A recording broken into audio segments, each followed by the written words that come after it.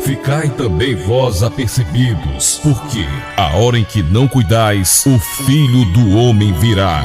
Está entrando no ar o programa A Última Chamada.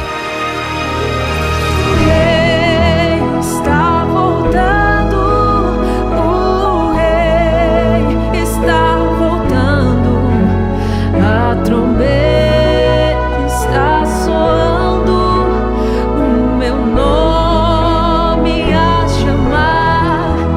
O Rei está voltando, o Rei está voltando.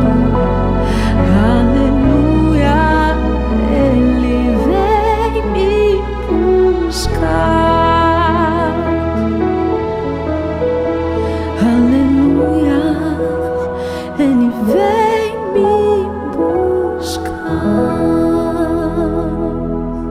Boa noite, que a gloriosa graça e paz do Senhor Jesus alcance a vida da nossa audiência que nos acompanha aqui pela 100.5, você que também nos acompanha pelo site e você que vai nos acompanhar aí pelo RBT Plus, que a gloriosa graça e paz do Senhor Jesus alcance a vida de todo o povo de Deus que nos acompanha. Você também que nos ouve pela primeira vez, seja muito bem-vindo e abençoado. Esse aqui é o programa Última Chamada. Vamos iniciar agora a nossa programação. Eu quero convidar todos vocês que têm fé para tal, para a gente iniciar orando, apresentando a nossa vida, entrarmos na presença de Deus, apresentando nossa vida em oração e súplica e também consagrando essa programação. Você que está nos ouvindo do seu trabalho, da sua casa, enfim, não importa onde você esteja agora, se você tem fé, eu quero estar orando também, concordando com a bênção de Deus aí na tua vida, te abençoando, para que aqui nesse momento que a gente vai ter nessa programação, a gente possa de fato ser um instrumento de Deus para abençoar a tua vida e que a resposta que você tem buscado de Deus você possa recebê-la nessa noite, tá bom? Então, eu quero convocar vocês e os que podem, orem comigo agora. Senhor meu Deus e meu Pai, nós nos reunimos aqui através da frequência de rádio, através da internet e temos utilizado para esses mecanismos tecnológicos, Senhor, para se reunir com pessoas de vários locais, Pai, unir a nossa fé com a delas, para nós entrarmos na Tua presença agora e clamarmos ao Senhor, apresentarmos a nossa vida, Pai, porque nós estamos aqui nesse momento desejosos de ouvir a Tua palavra, de ouvir a Tua voz, de ouvir o Senhor falar conosco, de ouvir as Tuas direções, os Teus conselhos, os Teus ensinos, Pai. Porque acredito que todos que estão aqui, Pai, querem se submeter à Tua vontade, aprender, crescer, Pai, ser liberto, herdar salvação, ser abençoado. Então contempla, Senhor, agora os mais diversos pedidos que Teu povo faz e tudo que for lícito, Pai, aos Teus olhos, concede em nome de Jesus, Pai, para que nestas coisas o Teu nome possa ser glorificado diante de muitas pessoas, Pai, e a verdade do Teu Evangelho se manifeste. Então abençoa os Teus filhos, as Tuas filhas. Meu Deus, confirma a cura, abre a porta, Deus, envia a providência, a provisão. Meu Deus, liberta essa pessoa que está cativa, Pai.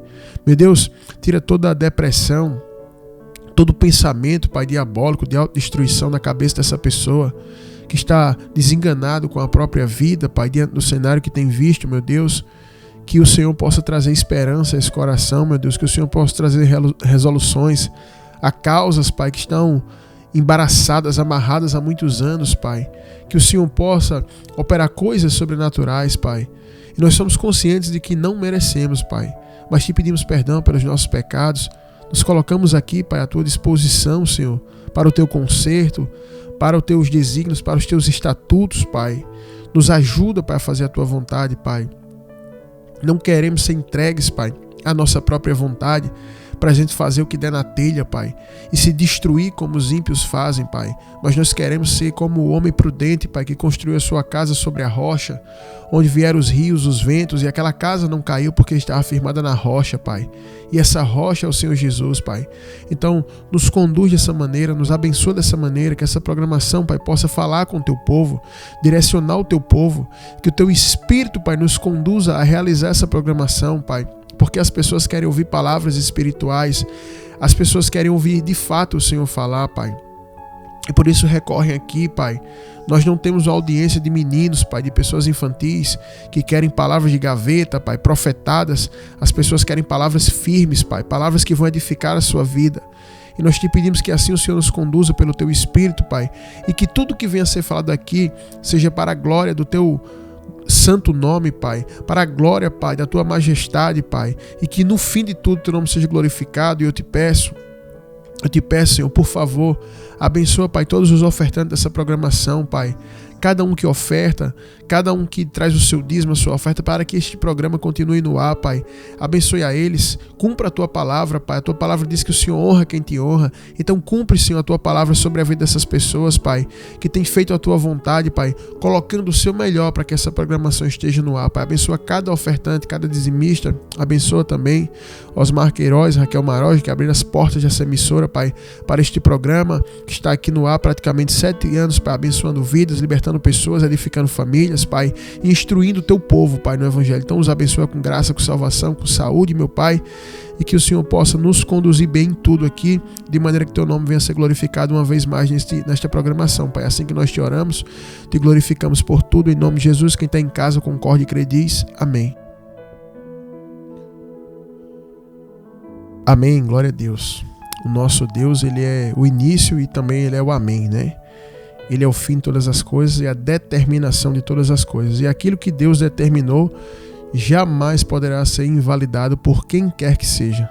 Então, crê dessa maneira, fique firme dessa maneira, confiando, orando, buscando, porque tudo que tiver debaixo de um desígnio eterno de Deus, de um desígnio eterno, um propósito firme de Deus vai se cumprir na sua vida. Então, pode ter convicção e certeza disso, porque assim Deus o fará, tá bom? Então fica firme nessa fé. Eu quero trazer aquela reflexão que eu sempre tenho ministrado aqui para vocês no começo da programação. Hoje eu estou aqui com a missionária Dali, que me acompanha nesta programação, e ela vai estar também aqui participando conosco, abençoando. Semana passada tivemos aqui com o evangelista João Ferreira, que também abençoou. E a gente está sempre tentando trazer aqui algum servo de Deus do nosso ministério, da nossa congregação, para estar abençoando todo o povo de Deus, tá certo? Então, eu quero ler só um texto aqui, que é Jeremias, capítulo 7, versículo 4, que diz assim: não confieis em palavras falsas. Algumas traduções vão falar assim: não confieis em palavras vãs, dizendo: templo do Senhor, templo do Senhor, templo do Senhor é este. Na realidade, o que Jeremias está falando aqui, ele está profetizando, só para vocês entenderem aqui, antes de eu trazer essa reflexão para vocês.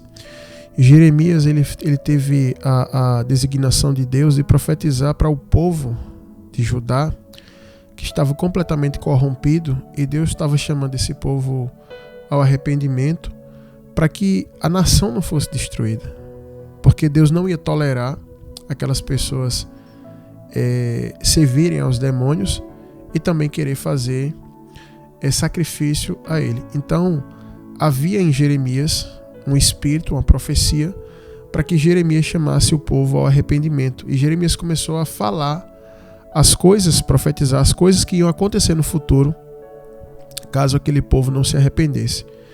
E aí, na época também, muitos falsos profetas profetizavam palavras vãs, palavras vazias para eles, que não ia acontecer nada, que Deus estava com eles. E isso já havia uma empreitada da Babilônia para cercar e para destruir tudo. E aí tinha uma coisa que o pessoal se confiava muito, era no templo de Salomão, que existia naquela época, porque Salomão tinha feito uma oração, uma aliança com Deus, de que vindo o inimigo, de que vindo a peste, a fome, as pragas, ou seja, as calamidades, aquilo que não é confortável, que não é bem, Salomão tinha feito a oração que era só você estender as mãos para o templo, se virar para aquela casa, e assim você ia orar, e aí Deus ia proteger. Então o povo tinha o templo como se fosse um amuleto. E também os falsos profetas endossavam isso. Então as pessoas tinham uma confiança vazia de que na hora da calamidade, advinda do pecado, aquele templo ia servir de proteção para eles, né? Só que quando a gente vai olhar a história, a gente vê que foi completamente contrário, tanto que o templo ele foi destruído e queimado, né? Então o próprio Deus permitiu a destruição de algo que ele construiu. Olha que coisa interessante, né? Davi quer construir o templo, aí Deus fala, não, Davi, você não vai construir porque a sua mão está suja de sangue, você é um homem de guerra, mas o teu filho vai construir. E aí Salomão constrói, e ali Salomão constrói, e ali ele faz aquela aliança com Deus, e a glória de Deus é manifesta, né? Confirmando a aliança que fora feita ali. No entanto, o povo passa a adorar os demônios, começando pelo próprio Salomão, que tinha construído o templo. E aí os profetas vêm um atrás do outro, geração após geração, avisando que ia chegar um dia que Deus ia perder a paciência e destruir tudo aquilo ali, e aí não haveria mais, né? Então, nessa época aqui de Jeremias profetizava, falava, sabe, conclamava o povo a arrependimento, e as pessoas estavam com o coração tão endurecido nessa época, que até um momento que Jeremias profetiza contra as mulheres que estavam oferecendo bolos a rainhas dos céus, ela fez, nós não vamos parar, porque nós vamos com os nossos maridos, eles vão junto com a gente e tal. E as mulheres tinham um coração tão duro, tão impenitente, que elas não só faziam sacrifício aos demônios, como ia com o marido, com a família toda, né? E isso era o mínimo que acontecia naquela época. Acontecia coisas piores também, porque quando o povo se afasta de Deus, a iniquidade ela toma conta de tudo. Então havia muitos adultérios, havia muita prostituição, ao ponto de Deus comparar os homens com cavalos. Deus ele manda Jeremias falar, e Jeremias fala, vocês andam como é um daqueles cavalos? Eu esqueci aqui, cavalo de reprodução. Ele falava, vocês andam como esses cavalos atrás da mulher do seu próximo, né? Então havia também balança enganosa, as pessoas defraudando, roubando, muita corrupção no meio do povo, de maneira que Deus não pode suportar aquilo. E as pessoas às vezes teimam em não entender que Deus não suporta esse tipo de coisa. As pessoas acham que pode conviver com os demônios, com os pecados, com as obras da carne e conviver com Deus. Então aquelas pessoas tinham essa ideia, e aí Jeremias vai dizer assim, não confie em palavras falsas, vãs. Não transforme esse templo num amuleto. E o que é que eu quero trazer para nós aqui, para uma reflexão, para abrir o nosso pensamento, nosso entendimento, para que a gente possa ser abençoado, né? E ter luz para a gente tomar nossas decisões e direcionar a nossa caminhada. É que a gente hoje vive no meio que as igrejas evangélicas hoje, elas se assemelham mais a seitas do que propriamente a igreja de Jesus, né? A gente vive um tempo que é tão absurdo que ninguém sabe, nem as pessoas que pregam sabem de onde eles tiram as palavras que eles falam, né? Eles não sabem. Assim como aqueles profetas, se você fosse perguntar qual o fundamento dessas pessoas falar que aquele templo ia proteger eles, não tinha fundamento nenhum. A oração de Salomão e a aliança não fala que há poder no templo. Salomão não, as pessoas vão orar com a mão estendida para esta casa. Mas não há um fundamento em os profetas falarem, ou até as próprias pessoas, como elas falavam, se apoiar nisso. Este templo vai nos proteger. O templo do Senhor é este aqui. Este é o templo do Senhor. O templo do Senhor está dentro aqui de Jerusalém, em Judá. E não havia um fundamento que aquilo era uma proteção. Então as pessoas confiavam naquilo. E continuaram vivendo a vida que eles viviam, confiando naquilo ali, até o dia que eles viram Nebuzaradã, chefe da guarda do rei Nabucodonosor da Babilônia, entrar ali com seu exército, destruir tudo e acabar com aquele templo. E aí, se alguém foi consciente, lembrou do que Jeremias falou, né, que aquele templo não ia proteger eles. E o que eu trago para nós é que, como falei agora, a igreja evangélica é como uma seita, onde ela profere coisas, traz ensinamentos que você não vai encontrar em nenhum lugar da Bíblia, que não tem nenhum tipo de fundamento, e faz as pessoas confiarem em coisas vazias, vãs. Ontem eu estava conversando com alguns irmãos da igreja, e a gente estava numa discussão, num debate muito interessante. E quando eu falo discussão e debate, não era ninguém brigando, não. Discussão é troca de ideias, né? Porque o pessoal fala, você estava numa discussão, o povo pensa que a gente estava brigando. Não, a discussão é troca de ideias. E eu estava trocando ideias com alguns irmãos da igreja, e a gente estava falando sobre essa questão de profecia, né? E uma irmã da igreja lá, ela colocou um áudio muito interessante para o pessoal dentro dessa discussão, um ponto de vista interessante que eu fiquei meditando naquilo ali, desde ontem que eu tô com aquilo ali na cabeça, né? E ela falou acerca da vivência dela, né? E da mãe dela com a experiência com profecia. Ela falou que ela perdeu o seu pai, assim, não que ele morreu, mas que perdeu o pai muito cedo, porque ele se envolveu com mulheres, né? E ela falou que a mãe dela, nesse processo que ela passou, procurou muito a ajuda de Deus para essa questão do seu casamento, né? Do seu marido e tal, da destruição do lar, na verdade. E aí ela falava conosco, conversando, debatendo, a gente cada um expondo suas experiências com profecias. E ela falou que por mais de 10 anos, enquanto a mãe dela procurava a ajuda de Deus para a questão do seu casamento, ela recebeu muitas profecias. Aguarda alguns dias que ele está voltando, ele volta ano que vem, ele volta semana que vem, ele está voltando agora, é no final do ano, conta os dias, aguenta mais a prova, como é, missionário? Sim, eu vou tirar ele da mão da Dalila, eu vou ferir a Dalila e tal. E ela falou que naquele processo, que ela estava ali acompanhando, vendo a mãe dela, elas não perceberam o tempo passar. Elas não perceberam o tempo passar.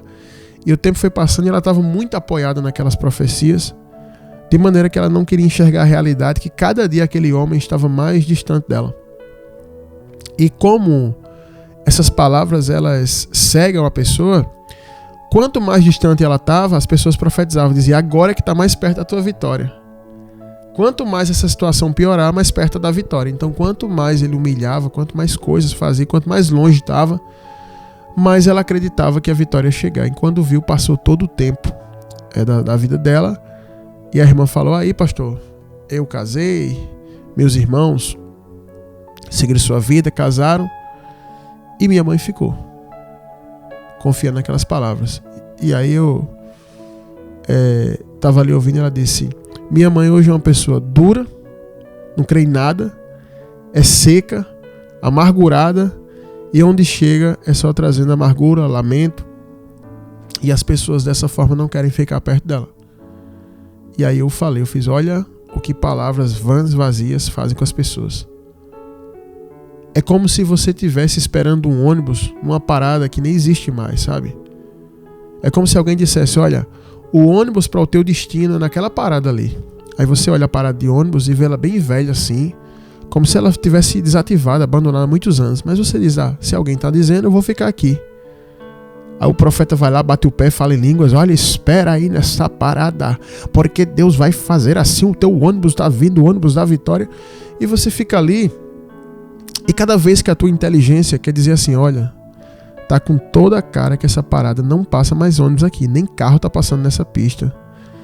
Essa parada tá com cara de abandonada, aqui não passa carro, aqui não passa nada.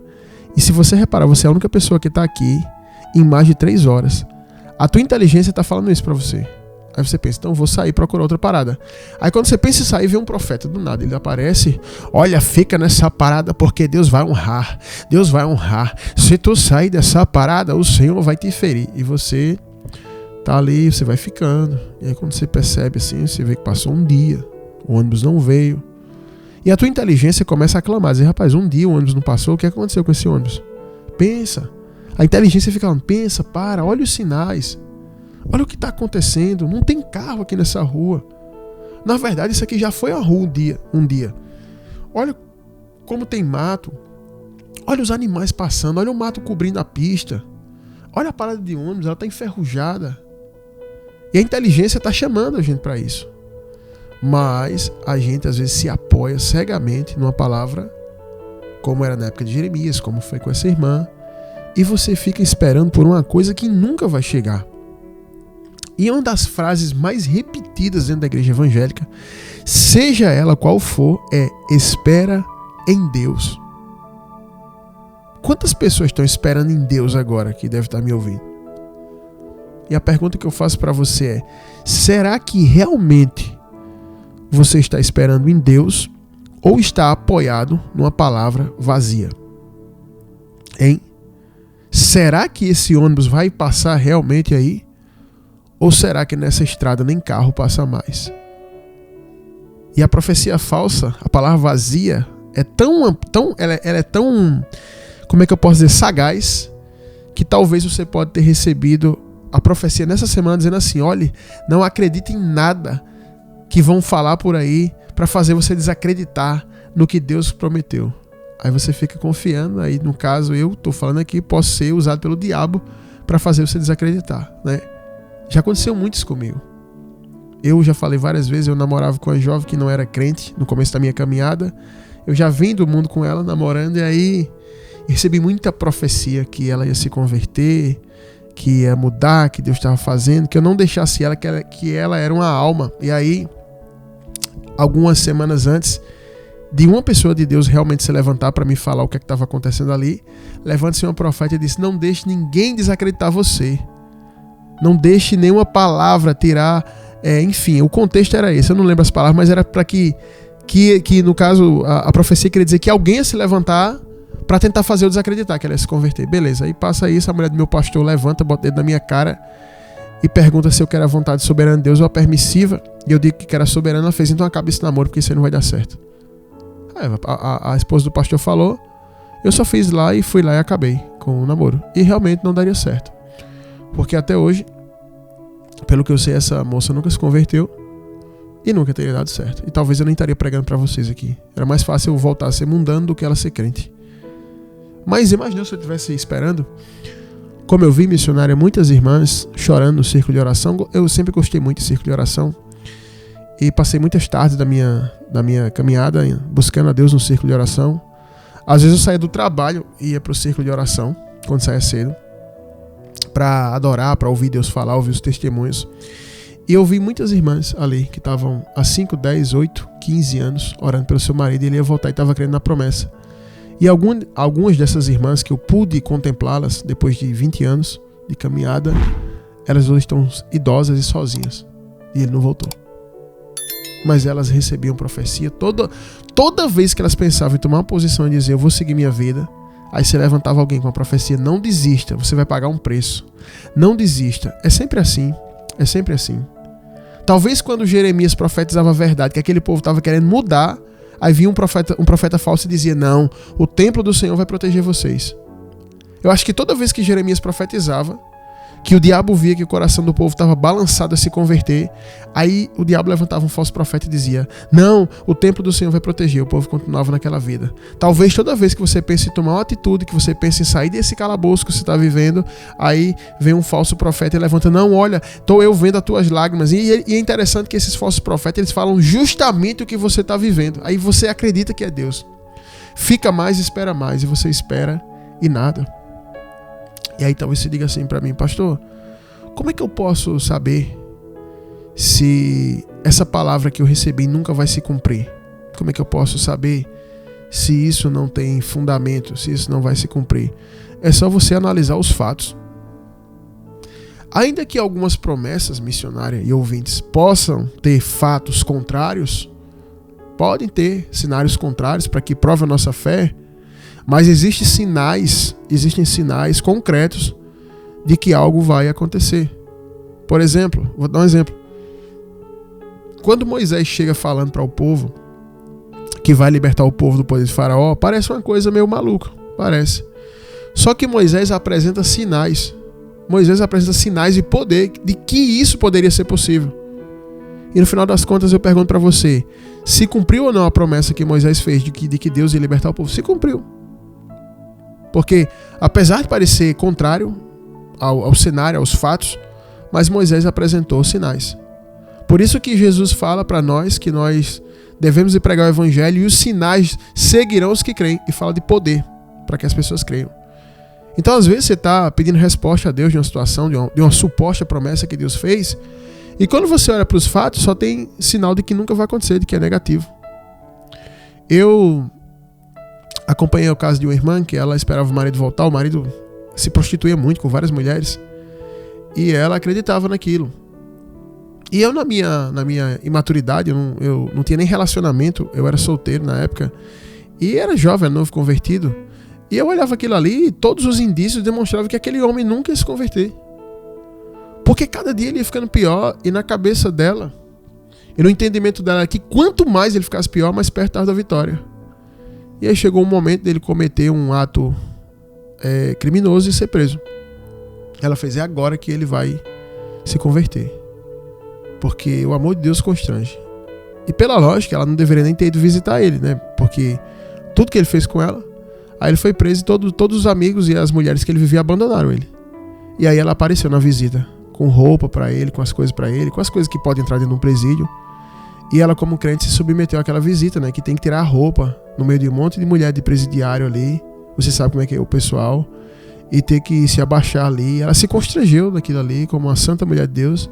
E foi lá, entrou na cela e levava comida pra ele. E parece que ele passou 2 anos e meio preso e ela foi esse tempo inteiro visitá-lo.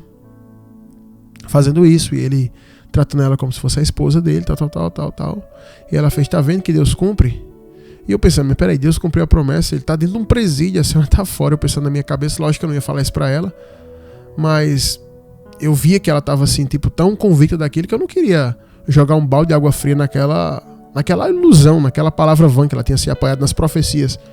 Eu fiz: peraí, se Deus vai cumprir a promessa assim, peraí, você tem um casamento, tem uma família, teu marido te traz, se prostitui com várias mulheres, vai embora e vai preso. Aí agora teu casamento se reata dentro de um presídio e você fica passando por esse constrangimento, né? E aí ela contou até um fato de que um cara lá dentro pediu pra uma mulher, não sei como é que foi, pegar uma encomenda de droga em um determinado lugar e levar em tal canto. E ela disse que, sem querer, se envolveu naquela situação. A mulher disse: você vai me ajudar. Ela, com medo da mulher do traficante, foi no local e tava com um carregamento de droga. E vindo na hora ser pega. Mas na cabeça dela a profecia estava se cumprindo, e eu achando aquilo ali extremamente absurdo. Uma mulher de boa família, de boa fama, envolvida numa situação daquela, né? E aí chegou o dia que ele recebeu a soltura. Quando ele foi solto, ela ligou para ele, o celular não atendia. Ele tinha um número de celular quando saiu, e inclusive foram os próprios presos lá de dentro, que ninguém sabe como acontece isso, mas que deram o celular, ele saiu, e os presos disseram: honre sua mulher, se você não voltar para sua mulher, ela era uma pessoa tão boa que os presos gostaram dela, porque ela levava coisa para os presos também. Se você não ficar com ela, a gente lhe pegar, a gente lhe mata. Enfim, saiu, ela ligou, ele nunca atendeu. Não atendeu mais ela, depois saiu. Depois de anos ela foi ver ele com outra mulher, e ele nunca voltou para casa. E eu quero falar uma coisa para vocês, pra gente caminhar aqui pro final. A única coisa que palavra vazia faz a gente viver na vida é a gente perder o nosso tempo. É uma vivência de perda de tempo. Você perde seu tempo. A vida do ser humano é muito curta, se você for observar. Você perde completamente o seu tempo esperando por coisas que nunca vão acontecer. O sol, todo dia ele nasce, ele se põe, a lua. Tudo vai seguir no ciclo. A menina vira adolescente, começa a menstruar, ela vira mãe, o ciclo encerra, ela tem netos, enfim, forma família, e o ciclo vai. Nasce, cresce, reproduz, envelhece, morre. Tudo vai seguindo o ciclo. A natureza, o rio corre, as águas, o sistema financeiro, o dinheiro troca de mão, a riqueza troca de mão, e você esperando. Você está parado esperando, assistindo tudo acontecer, esperando. E aí de repente se passa o tempo mais precioso da tua vida e você olha e diz assim: já passou. E pior, o que tem de pior nisso é: se você reclamar e duvidar, é blasfêmia contra Deus. Então, essa igreja evangélica louca, fora da palavra, ela tem produzido isso nas pessoas. No fim das contas, muitos se matam porque não aguentam isso. Outros viram ateus e têm ódio de igreja, de crente, de Bíblia, e começam a combater. E outros ficam mais ímpios do que o próprio diabo. Viram pessoas ímpias de cometer todo tipo de coisa ruim. Mas por quê? Porque se apoiaram em palavras vãs. Aí eu volto lá para a mulher do começo que eu falei, da irmã lá da igreja, que a mãe dela esperou mais de 10 anos pela volta do marido, porque recebeu muitas profecias. Eu falei: olha, irmã, se ela estivesse aqui, eu ia pegar para ela e abrir 1 Coríntios capítulo 7 e ia ler: ó, irmã, teu marido te abandonou, você está livre no Senhor, para se casar no Senhor, você está livre. Eu ia tirar o peso e ela ia seguir a vida dela, ia ter uma vida feliz. E não terminaria sua velhice sozinha, amargurada, ferida, machucada, incrédula e com a alma perdida, porque quem não crê já está condenado, né? Então eu quero trazer essa reflexão, que é muito mais uma palavra de libertação para te tirar desse cativeiro, dessa espera sem sentido. Essa é uma das formas que Satanás mais aprisiona pessoas. Principalmente, se bem que hoje nem tem isso, né? Antigamente eu falaria para vocês que essa questão de profecia era mais em bairros periféricos, numa classe social mais baixa, só que hoje igrejas de pessoas que têm alto poder aquisitivo, de pessoas milionárias, também está tomada por esse espírito. É muita profecia, muito engano e pouca Bíblia. Poucas vezes você vai ver alguém abrir a Bíblia num culto como esse, e quando abrir ele vai distorcer o sentido do que está escrito ali. E aí, palavras vazias, palavras vãs vão ser ministradas para iludir as pessoas que estão ali, né? E eu falo isso porque também na minha caminhada eu não recebi uma vacina do céu para ser imune a isso, né? Recebi muitas palavras, e quanto mais inexperiente você é, mais temor você tem nessas palavras. Hoje eu não tenho temor de nada, eu chego e falo, fecha sua boca aí, para de falar mentira em nome de Deus, senão o Senhor vai te ferir. Eu falo logo assim, eu até comentei aqui uma vez com vocês que um cara veio profetizar mentira para mim, eu segurei ele no braço na frente da igreja toda e mandei ele calar a boca e falei que ele estava mentindo. Pronto. Hoje eu faço assim. Só que antigamente eu era novo convertido. Se eu visse uma pessoa falando em línguas, eu já achava que era o próprio Deus que estava do meu lado, e eu tinha que ter todo o temor e respeito, ainda que a palavra não fizesse sentido, né? Mas hoje, após comer literalmente as escrituras, comer Bíblia, sabe, estudar a palavra, você vê que isso é um espírito enganador que está em toda a terra para enganar as pessoas. E uma das coisas que Satanás mais gosta de roubar das pessoas é o tempo. Muita coisa na vida se recupera, menos o tempo. A Bíblia diz em Joel que os anos consumidos pelo gafanhoto vão ser restituídos. É impossível restituir o tempo. Nem Deus restitui o tempo. O sentido do que o Senhor quer falar ali é que Ele vai trazer muitas bênçãos para o povo que nem naquele tempo eles escolheriam, no tempo que eles perderam. No entanto, Deus não pode restituir o tempo. Deus nunca fez voltar o tempo.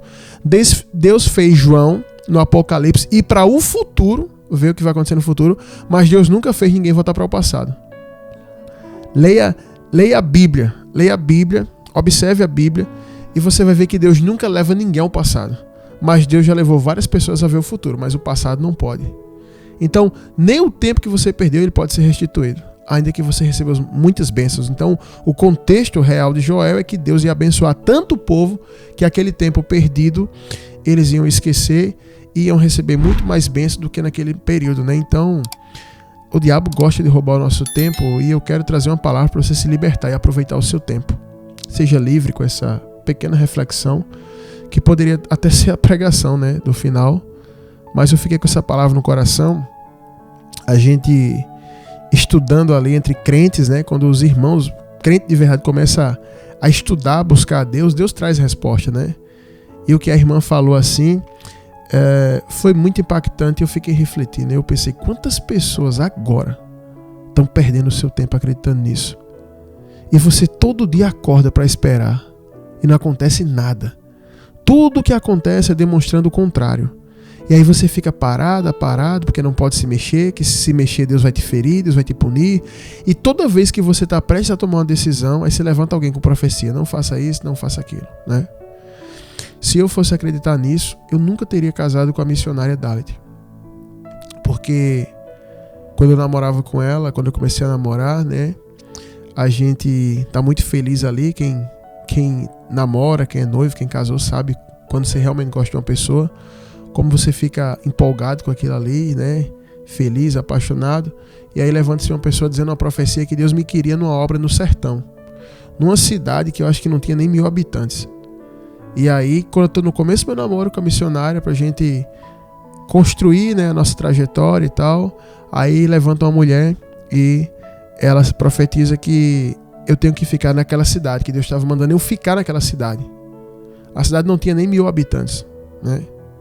Nem demônio para expulsar ali, eu acho que eu não tinha nada para fazer ali. Porque quando eu fui fazer uma obra missionária lá, em 3 dias eu evangelizei a cidade inteira. Em 3 dias eu preguei para a cidade inteira. Então, se eu fosse ficar fazendo uma obra missionária ali, o que é que eu ia fazer? Na verdade, aquela mulher, depois eu fiquei sabendo, ela só queria acabar com o relacionamento que eu tinha com a missionária. Aí depois uma outra profeta, que é amiga dessa profeta, né, profetizou também que ela não era minha, era outra, que se eu passasse na frente de Deus, Deus ia me ferir. Entendeu? E aí eu juntando as profecias, analisando o contexto. Eu fiz, não, eu vou me casar mesmo e vai ser assim mesmo e pronto, e acabou-se. E aí dizia assim a profecia, que se eu casasse eu ia pagar um preço. E aí quando eu casei, nas primeiras dificuldades do casamento, ficava vindo na minha cabeça, tá vendo que a profecia está se cumprindo, você está se arrebentando? Mas na verdade era uma situação natural de todo casal jovem, né, que passa. Se casais mais velhos, né, por exemplo, eu tenho 14 anos de casado, casais mais velhos têm conflito, imagina um casal jovem, né? Então muitas coisas, muitos elementos dessas profecias casam com a realidade para te enganar. Então eu espero que hoje você possa tomar uma decisão diferente daquele povo lá da época de Jeremias, né? Ninguém acreditou em Jeremias e ficaram com aquela confiança que o templo ia proteger eles. No fim das contas, até o templo foi queimado. Então não deixe os últimos anos da sua vida ser queimados na espera. Deus tem uma vida abençoada para você. Você não pode ficar parado no tempo. Deus tem coisas maravilhosas para fazer na sua vida ainda. Se liberte hoje com essa palavra em nome de Jesus, tá bom? Então essa era a reflexão que eu queria deixar. Tenho certeza que tem endereço certo, né? Que muitas pessoas vão tomar decisões e sua vida vai mudar. E por favor, mande seu testemunho aqui no WhatsApp do programa. Envie o seu testemunho, envie o relato daquilo que Deus fez. Só um parêntese rápido aqui, eu quero abrir antes de passar aqui para o quadro Socorro Vem do Alto, que teve uma irmã que ela passou muito tempo num relacionamento assim, sofrido, né? Agressões físicas, traições, né? E o seu cônjuge, ele nem bancava a casa, ela que tem que trabalhar. E ela recebeu muita profecia que ele ia mudar e tal. E um dia ela ligou na rádio e eu tava aqui daquele jeito, sabe? Pregando mesmo, quebrando cadeia e falando. Do meio da palavra ela falou que eu entrei dentro da situação dela e eu fiz assim, vai ficar até quando esperando aí? Até morrer de uma surra e tal, e tudo, e preguei. Deus quer te libertar hoje, tal. E ela disse que aquela palavra deu ela uma coragem que ela nunca teve. No dia que ele chegou em casa para fazer tudo que ele fazia, ela fez, da minha casa para fora, se retire. Se não sair, eu chamo a polícia. Ela me procurou, essa irmã, eu encontrei ela virou ofertante da programação, e ela disse, pastor, foi a melhor decisão que eu tomei da minha vida. Foi a melhor coisa que eu fiz na minha vida. Eu tô livre, eu não sinto peso, eu não sinto nada, tô livre. Eu tô feliz, eu voltei a viver. Mas eu passei anos esperando naquilo, sofrendo. E sem querer esperar, porque eu sofria muito, mas tinha na cabeça que foi Deus, então eu tinha que obedecer. Eu fiz então, irmã, hoje a senhora realmente está vendo o que é que Deus quer para a senhora, né? Ele tem pensamentos de paz e não de mal. Então, quem sabe assim como essa irmã, você possa ser livre desse cativeiro hoje, tá bom? Então, se essa palavra abençoou você, compartilhe com alguém. Pastor, como é que eu vou compartilhar? Eu estou ouvindo um rádio. É que a gente tem um canal no YouTube, que é o RBT Plus. Você bota aí no buscador RBT Plus, R de rato, B de bola e T de tatu, RBT Plus. Você se inscreve e a programação é gravada e postada, né? A gente grava aqui na rádio e posta. Aí você vai lá e pode compartilhar com alguém. Você fala, escuta isso aqui. Se você acha que isso aqui é para alguém, não foi para você, mas é para alguém da tua família, um amigo, compartilha e diz, escuta aqui a partir do minuto tal, separa lá para a pessoa, que vai falar muito com ela, tá bom? Então deixa o teu like lá, se inscreve, comenta, compartilha. E eu quero só lembrar vocês que o nosso programa está aqui na 100.5 há quase 7 anos. E essa programação é mantida no ar com a oferta dos ouvintes, tá? A gente não tem comercial, a gente não tem patrocínio. Aqui é um programa segundo a vontade de Deus. A gente fez, Senhor, se o Senhor quiser que a gente fique no ar, o Senhor vai levantar pessoas para ofertar. Se o Senhor não quiser, a gente sai, mas comercial a gente não vai botar. Então, há praticamente 7 anos, né? Eu acho que a gente já tem um selo de validação de que a programação é boa, é abençoada, e muitas pessoas ofertam. Eu quero convidar você que está sendo abençoado a ofertar também. Tá, pastor? Eu quero sim ofertar. Como é que eu faço? Você vai pegar o WhatsApp do programa, que é o 83, para quem está fora da Paraíba, o 83 é o DDD da Paraíba, né? Aí 83, o número 83, aí tem o 9 na frente, 83 991 05 68 34 83 991 05 68 34. Aí você fala com a gente no WhatsApp do programa, e a maioria das pessoas usa um Pix. Esse número já é a chave Pix para você fazer sua oferta. E quem nos ouve pelo YouTube, que também tem sido abençoado e tem crescido com a programação e quer nos ajudar a manter o nosso programa no ar aqui na 100.5, pagar o nosso horário de rádio, você é só apontar aí a câmera do seu Pix, escanear aí esse QR Code aí no canto da tela aí, que você está vendo aí, e você também vai poder ofertar e estar abençoando a programação, tá bom? Para quem está nos ouvindo pelo rádio, pelo site, é 839-9105-6834. E para quem está no YouTube é só escanear o QR Code ali através do scanner do teu Pix, tá bom? No canto da tela. E para quem mora em João Pessoa e na região metropolitana, que não usa o Pix, que já tem mais idade assim, a gente tem uma audiência de mais idade, temos muitos anciãos que escutam a programação, e aí você quer ofertar também, mas tem algum tipo de barreira para que você não possa ir no banco, na lotérica, ou talvez fazer o Pix, você fala com a gente que o nosso motoboy vai na tua casa aí pegar a oferta, tá bom? E de maneira nenhuma você vai deixar de participar e vai estar fazendo parte. E lembrando que a gente cobre nossos ofertantes de muita oração, oramos todos os dias pela vida dos ofertantes, e eu tenho certeza que todos que ofertam com o coração agradecido a Deus têm sido em extremo abençoados, tá bom? Então quero agradecer a todos os ofertantes, você que é ofertante, que fez a sua oferta, que tem nos ajudado, que tem colaborado com essa programação. Eu quero agradecer a você, eu quero abraçar você, e você que tem esse desejo no seu coração há muito tempo, ponha ele em prática, efetive ele, que Deus vai te abençoar tremendamente, tá bom? Pessoal, a gente vai avançar aqui para o quadro Socorro Vem do Alto, que está bem interessante hoje. Hoje é sobre tatuagem, né? Temos a pergunta de um jovem aqui, e você pode enviar a sua pergunta também para ser respondida ao vivo.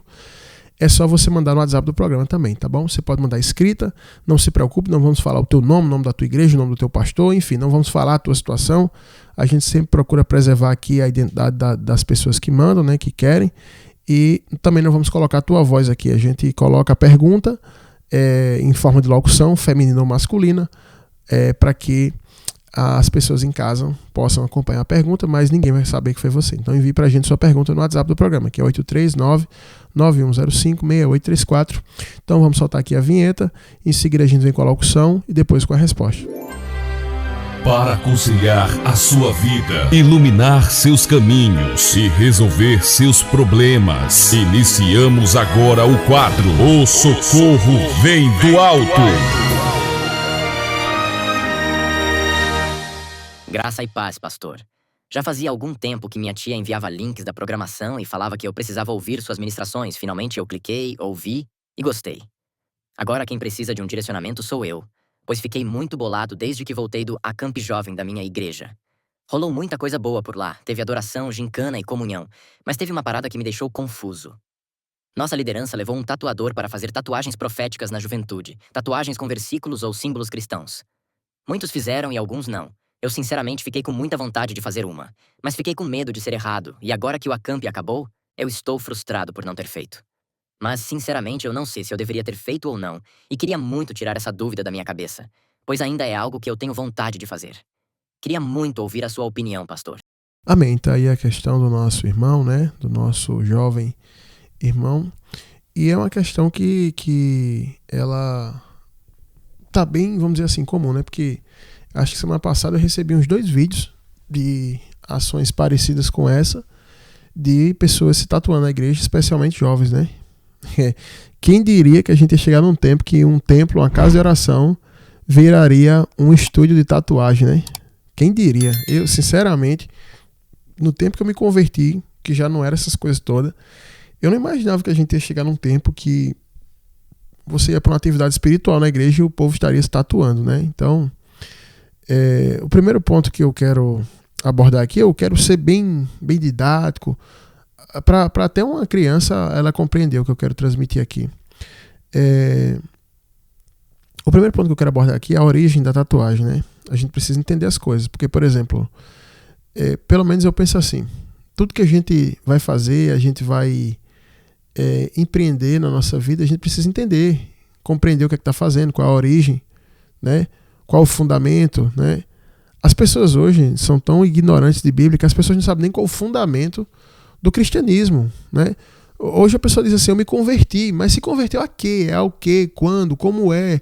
Qual o fundamento disso? O povo nem entende o que é salvação, o que é que significa Santa Ceia, batismo, o que é que significa, qual a simbologia de Jesus morrer na cruz. As pessoas não sabem, né? E aí hoje a tatuagem entra dentro da igreja e as pessoas vão para um retiro de jovens, como é o caso do irmão aqui. Qual a ideia de um retiro de jovens? Eu nunca fui para um retiro de jovens, tá? Eu nunca fui nem na minha igreja, nem na igreja. Eu nunca vi com bons olhos esse negócio, né? Eu não vi com bons olhos. A primeira igreja que eu congreguei quando era novo convertido, eu fiquei escandalizado com o primeiro retiro que teve. Foram a igreja que eu fazia parte era uma igreja grande, né, que tinha várias congregações, um ministério com várias congregações, um ministério de São Paulo. E aí todas as igrejas do Nordeste elas foram para esse retiro. E nesse retiro aí, que foi numa granja, tinha tudo, era banho de piscina, era homem, menino com menina, banho de piscina, gincana e tal. Enfim, não teve nada de espiritual, só tinha um culto à noite, né, um culto à tarde.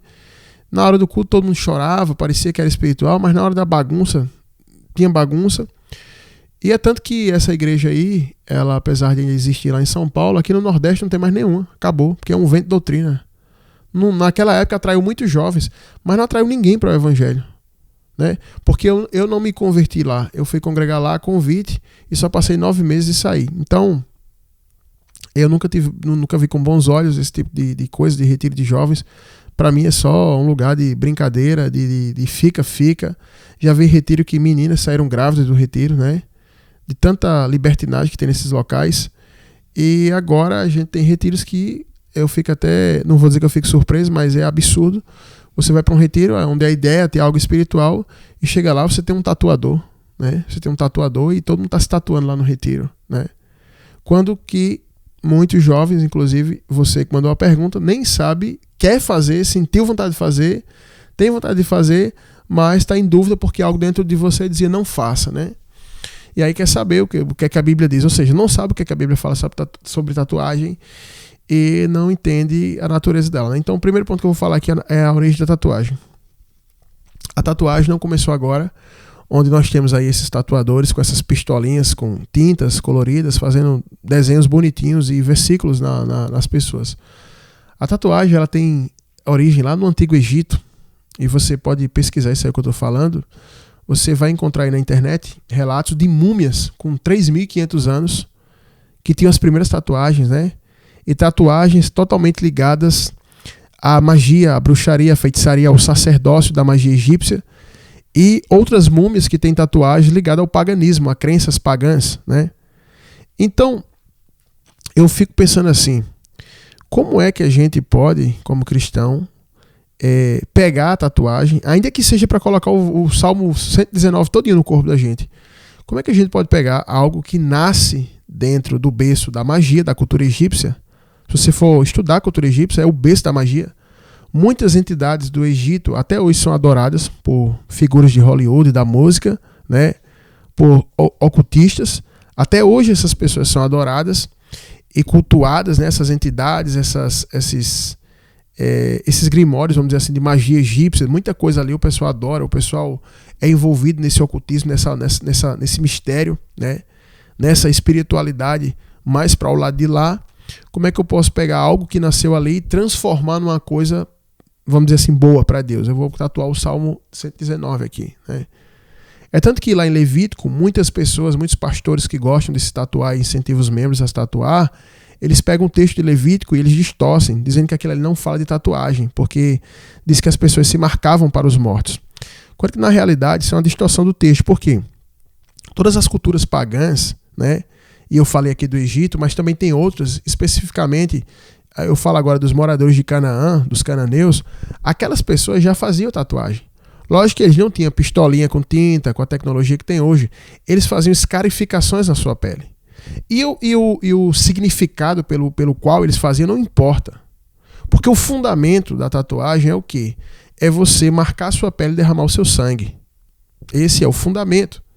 Esse era o fundamento onde os sacerdotes praticavam aquilo ali nos seus rituais, as pessoas faziam aquilo ali na sua crença pagã.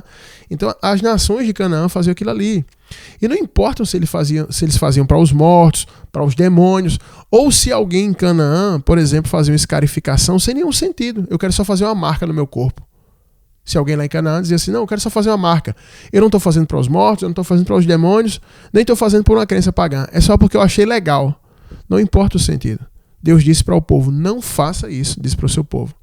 E você acha que aquela mensagem de Deus é só para o pessoal, para os hebreus ali? Ou você acha que o caráter de Deus, da mesma forma, ele instrui o seu povo na época da igreja a fazer isso? Porque se você for ler o Antigo Testamento, nenhum irmão da igreja vai ter um relato de que eles faziam isso. Nenhum nem as pessoas que se converteram dentro da Grécia, que tinham muitas raízes pagãs.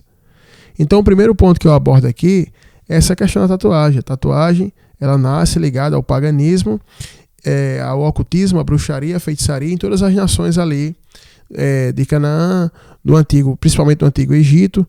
E se isso tem essa origem, como é que eu posso trazer isso para dentro do cristianismo, né? Ainda que você fale que você quer fazer uma tatuagem para adorar a Deus, para isso, para aquilo, para lembrar de um versículo, para alguma coisa, vai tatuar a Arca da Aliança nas suas costas, vai colocar o maná, vai tatuar o maná no braço, vai colocar os 7 castiçais, a estrela de Israel, enfim, toda essa baboseira que o pessoal tatua. O que é que isso tem a ver com a nossa fé cristã, né? Quando que o fundamento da tatuagem é em marcar a carne e derramar o seu sangue, você sabe que isso está totalmente ligado a ritual pagão. Então, o primeiro ponto que eu abordo é a origem. A gente precisa entender a origem das coisas.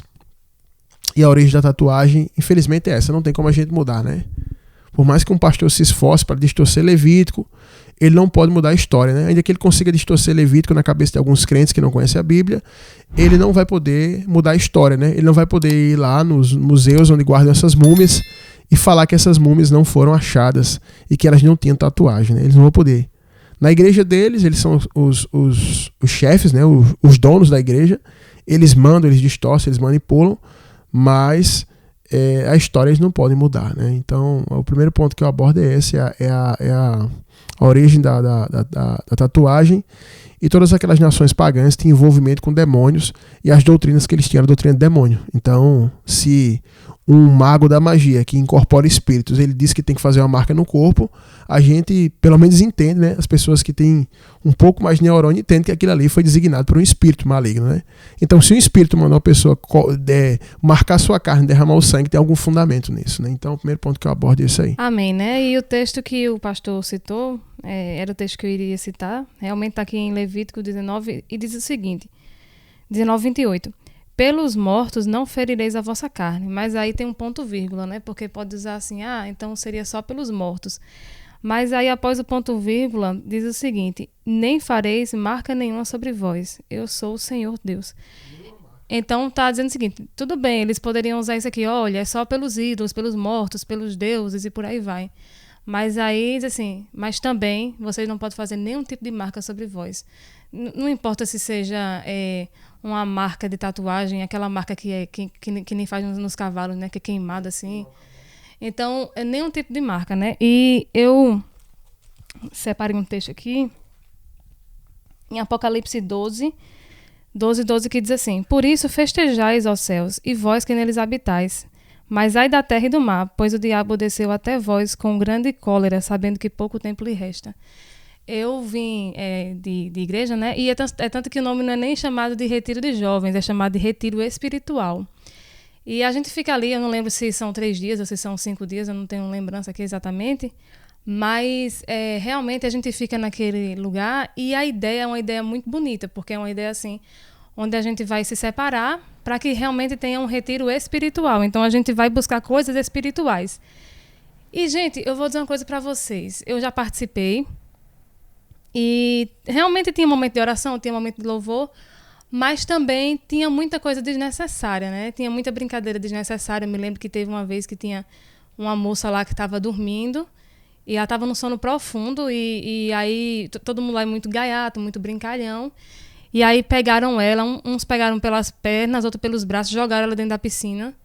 E foi aquele desespero lá na hora, porque quase que ela morre, né, ali. E também tinha outras situações que o pessoal botava pasta de dente na mão e ficava fazendo cosquinha no nariz para que a pessoa se acordasse e botasse no olho, no nariz. Então, assim, eram coisas que saía do propósito, né? O propósito era você ser um retiro espiritual. Só que ali você estava na chocarrice, estava na libertinagem. Teve até um último dia que lá no local onde a gente estava não tinha aquela água encanada, tinha uma água que era num poço. E aí a gente precisava dessa água. E o pessoal foi e tomou banho lá, ficou fazendo brincadeira ali dentro. E todo mundo ficou cheio de pasta no olho e no nariz e não tinha nem água para se lavar, né? Então foi uma situação bem complicada.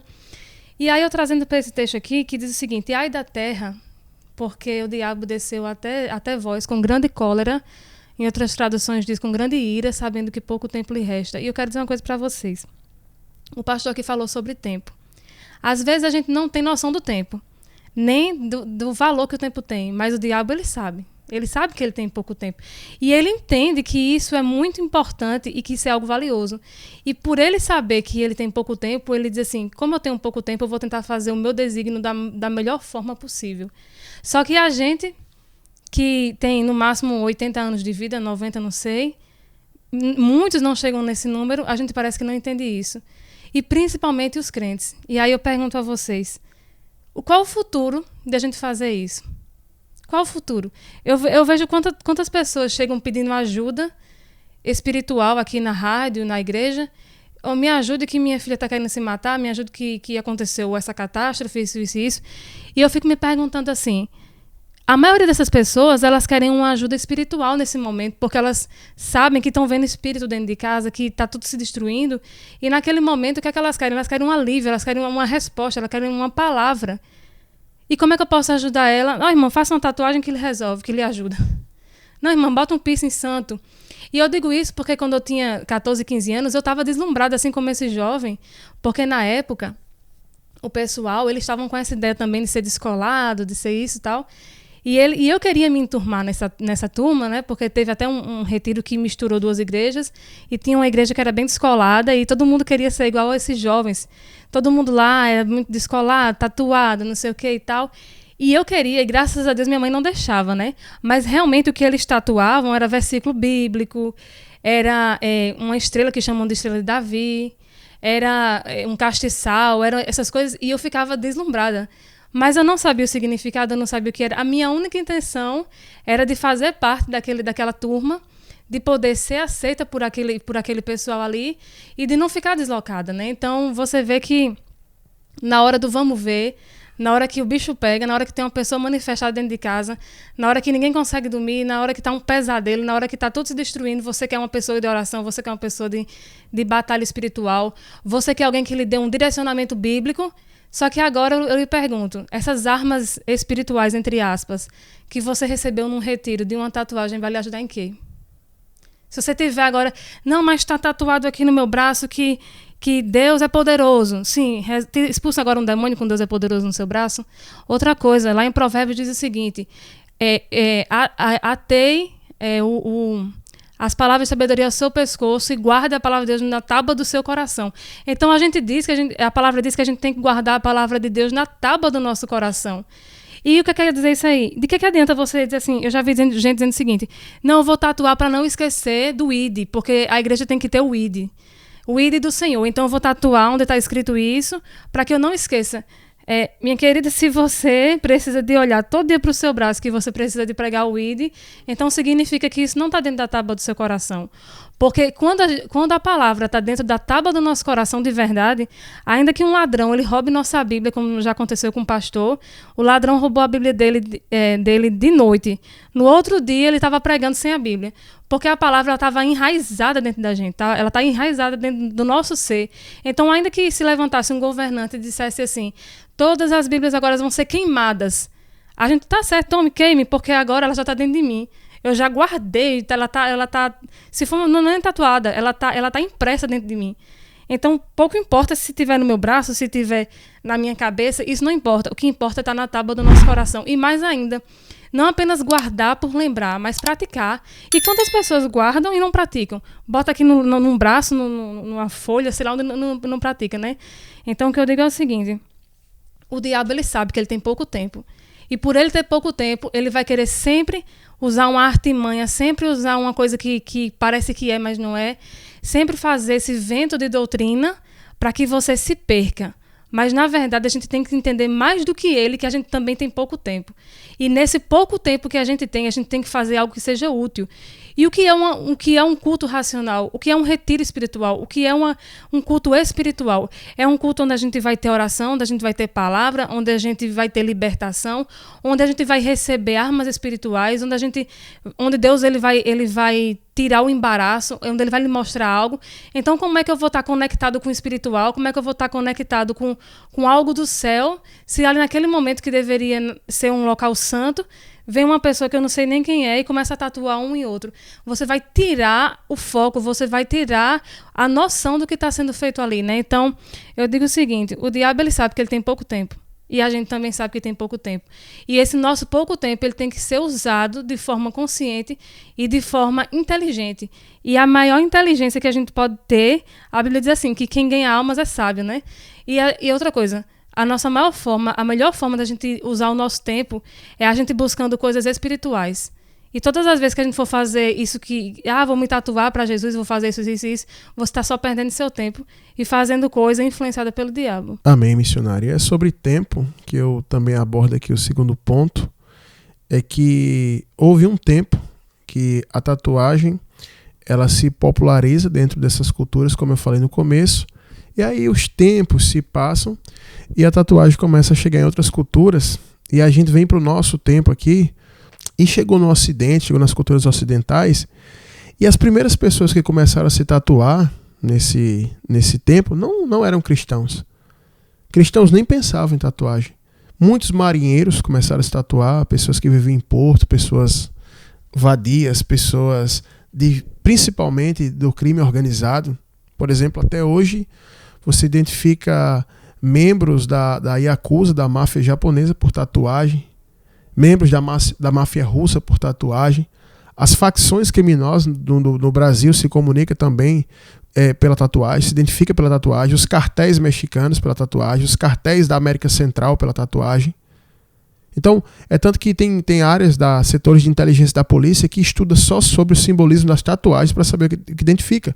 Então, sai do paganismo, sai da magia, sai da feitiçaria e entra dentro do crime no Ocidente.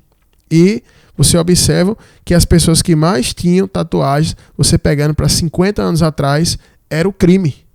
Você não ia encontrar, como hoje, todo mundo na sociedade hoje praticamente tatuado. Não você vai, todo mundo tatuado, braço tatuado, tudo tatuado. Antes eram as pessoas do crime, né? Eu tô só colocando aqui só fatos, né? Para que você entenda. Estou só apresentando fatos para que você entenda. Depois você toma a sua decisão. Eu não estou aqui para dizer faça, não faça, não estou para dizer isso aqui. Eu não sou o dono da verdade, estou apresentando fatos. Isso aqui não tem como se apagar, isso aqui é fato, né?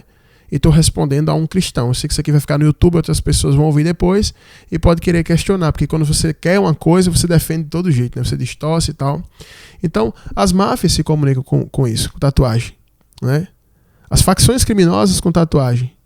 Então, a tatuagem sai do paganismo, sai da alta magia, sai do Egito, sai dos cananeus, entram em outros segmentos daquela época, mas também pessoas usando no mesmo sentido.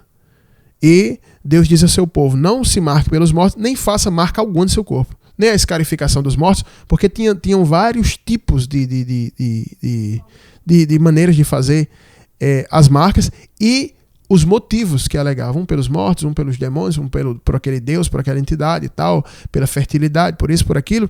E ele fez, você não faz nem pelos mortos e nem por nenhuma outra questão você vai fazer marca alguma, de nenhum estilo. Já para deixar claro, não faça. Aí a gente tem lá isso, aí quando vem agora para o tempo pós-moderno, você observa que as máfias no Ocidente, no Oriente, em todos os locais se comunicavam por meio das tatuagens. Como é que você é daquela máfia? Vai ter que se marcar aqui para entrar aqui e tal.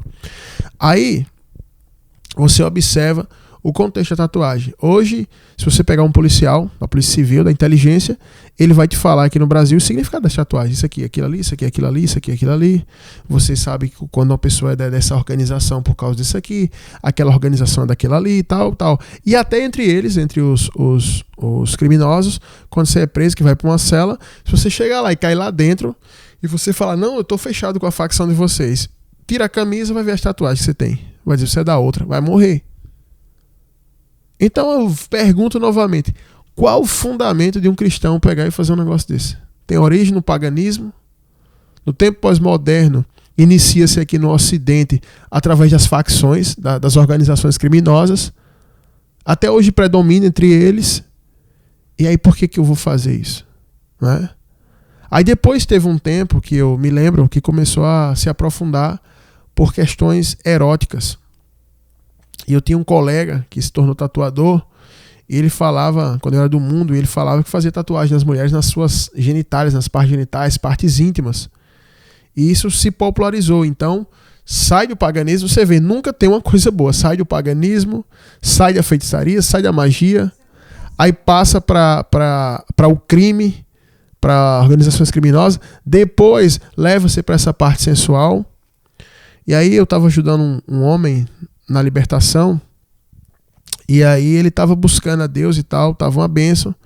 E aí chegou uma mulher na igreja, que também se converteu, e ela tinha uma tatuagem, só que ninguém tinha visto. E aí na hora que ela foi fazer a oferta, que ela se abaixou, a roupa dela ali deu para pegar uma ponta da tatuagem. Aquilo foi o suficiente para aquele irmão que estava na libertação. Assim, ele falou que aquilo ali, eu não sei nem descrever.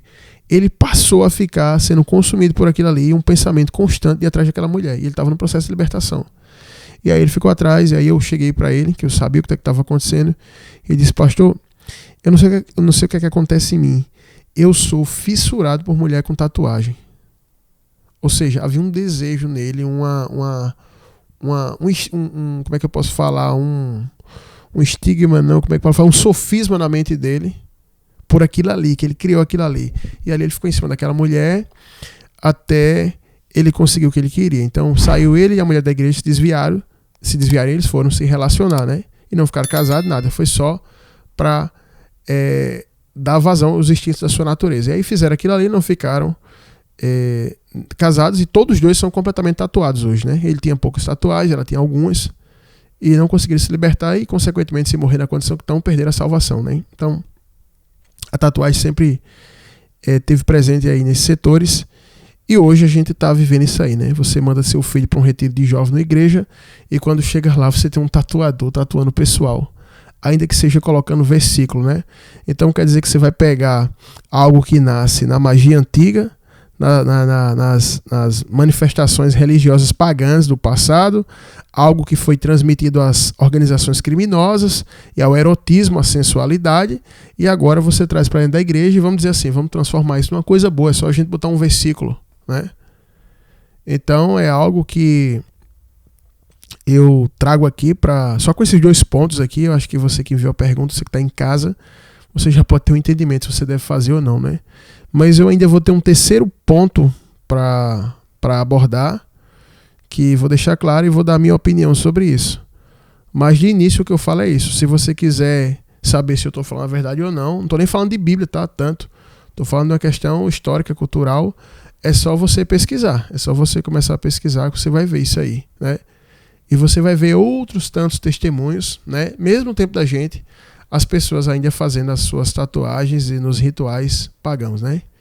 Então fica aí esses 2 pontos para elucidar tanto você que enviou a pergunta quanto o pessoal que está em casa. Também assim, é como se fosse que o evangelho ele não é suficiente, né? A gente sempre precisa de alguma coisa mundana, a gente sempre precisa de alguma coisa secular.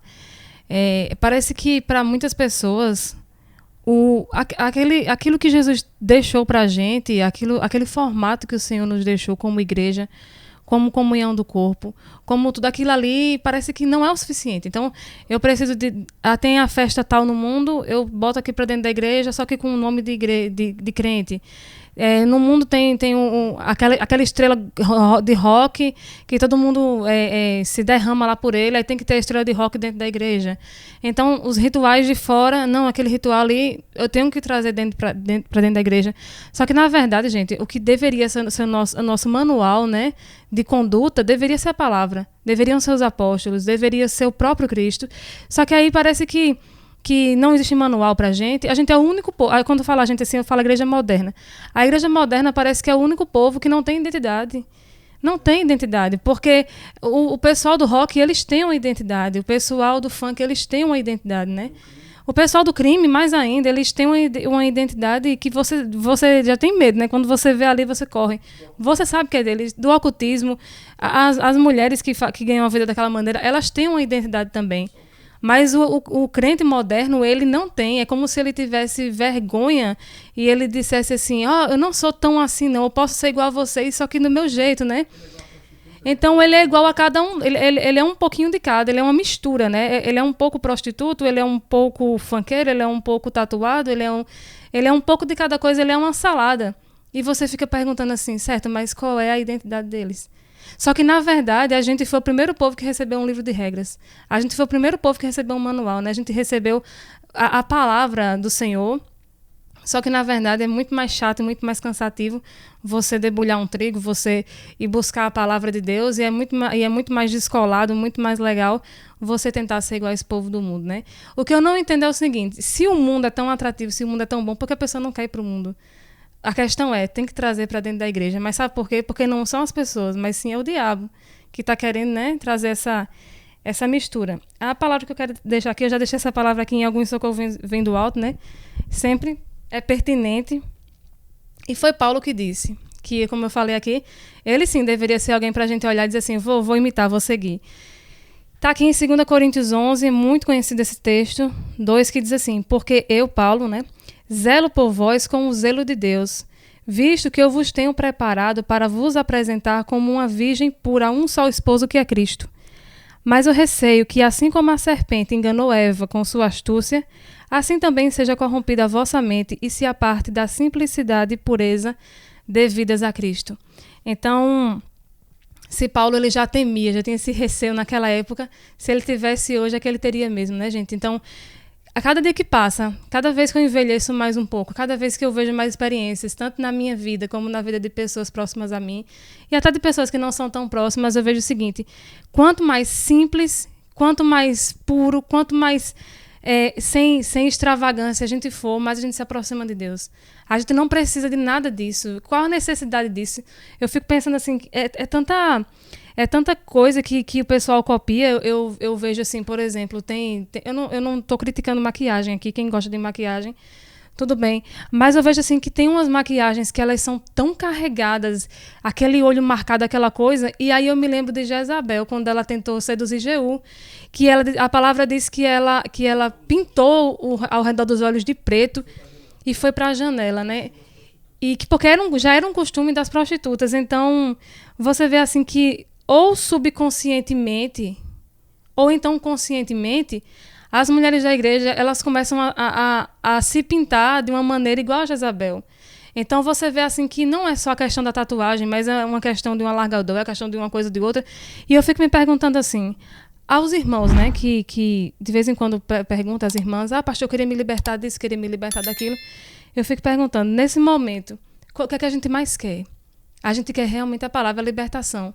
E aí você vai perder o seu tempo com essas coisas. E aí você vai se apartar da simplicidade, da pureza devida a Cristo. Por isso que eu vejo que quanto mais um irmão ele é dedicado na obra, quanto mais um irmão ele está lá dentro do propósito, mas ele perde o gosto por essas coisas do mundo. Não é nem que ele, vai ser um sacrifício agora. Puxa vida, eu já tinha separado dinheiro. Meu Deus do céu, meu Deus, que saco, vou ter que deixar de fazer. Não, se o motivo for esse, vá fazer sua tatuagem, vá fazer seu pinto, vá fazer o que for. Porque, na verdade, quando a gente está envolvido na obra do Senhor, a gente não tem nem tempo para isso. O nosso tempo é tão precioso, o nosso dinheiro é tão precioso. Rapaz, eu ia gastar tanto para uma tatuagem, eu poderia usar esse dinheiro para algo mais importante, né? Tem até uma irmã que na igreja, que ela, já falei isso aqui, vou repetir, que ela dizia assim... Olha, quando eu era de outra igreja, eu começava a me arrumar no domingo de 4 horas da tarde. Eu me maquiava, me arrumava, vestia uma roupa, tirava, botava outra e tentava e ia tal. E minha preocupação era estar muito arrumada, muito bonita para ir para a igreja. Hoje, eu separo 2 horas antes do culto para orar. Para durante o culto eu estar conectada, para durante o culto eu estar com a mente lá no céu, para durante o culto eu poder receber a palavra, não ficar voando. E eu fico me perguntando, essas pessoas que realmente elas se entregam para Jesus, elas se entregam para a obra, você sabe quem são essas pessoas? E o diabo também sabe. E você sabe que essas pessoas que se entregam de verdade para Jesus, elas não sentem necessidade disso, elas não sentem falta dessas coisas, só que aí acontece o seguinte, elas começam a alcançar algo que essas outras pessoas não alcançam. Essas outras pessoas, elas são ligadas no mundo, essas outras pessoas, elas são ligadas na carne, elas não se entregam para o evangelho. Mas quando aquele que se dedica, ela começa a receber algo do Senhor, aí essa outra pessoa, ela começa a ter inveja, a perseguir, a querer atrapalhar. Então, irmãos, assim como Paulo falou naquele dia que ele zelava, eu falo isso como uma forma de zelo também, que a gente não se aparte da simplicidade da pureza devida a Cristo. E se a gente não está nessa simplicidade e nessa pureza, que a gente busque ela. Porque é tão simples, é oração, é louvor, é palavra. Isso me alegra. Não sei os irmãos aqui, mas isso me alegra. A comunhão com os irmãos é a melhor coisa que existe. Você tá ali na presença de Deus, você tá ali, de repente, não sei se vocês já passaram por essa experiência de você se alegrar com uma revelação da Bíblia. Você está lendo um texto assim, aí de princípio você não entende, aí você chama outro irmão, aí, irmão, vamos estudar comigo aqui esse texto? Aí começa a estudar, de repente Deus começa a derramar uma graça, aí você tem uma revelação aqui, aí você lembra de uma situação, aí tem revelação de outra coisa. Isso é alegria, e esse é o gozo no Espírito Santo de Deus, né? Só que a igreja está se apartando disso, porque ou você tem um, ou você tem outro. É como uma parábola que eu ouvi, que para mim foi muito marcante, que uma mãe aranha, ela tinha seus filhotes, e aí ela ficou sabendo que ia ter uma festa. E aí ia ter uma festa lá na parte de cima, ia ter outra festa lá na parte de baixo, né, do formigueiro, do lugar dele, era da árvore, era na árvore, era em cima e embaixo da árvore. E aí ela disse assim para os filhotinhos dela, disse assim, olha, vai ter uma festa lá em cima e vai ter uma festa aqui embaixo, só que vai cair no mesmo dia. Vamos fazer o seguinte, eu quero comer muito e eu quero participar dos 2 banquetes. Então eu vou fazer o seguinte, eu vou ficar lá em cima e vocês vão ficar aqui embaixo. Aí eu solto minha teia. Eu não sei qual vai ser o horário das 2 festas, para que a gente não perca.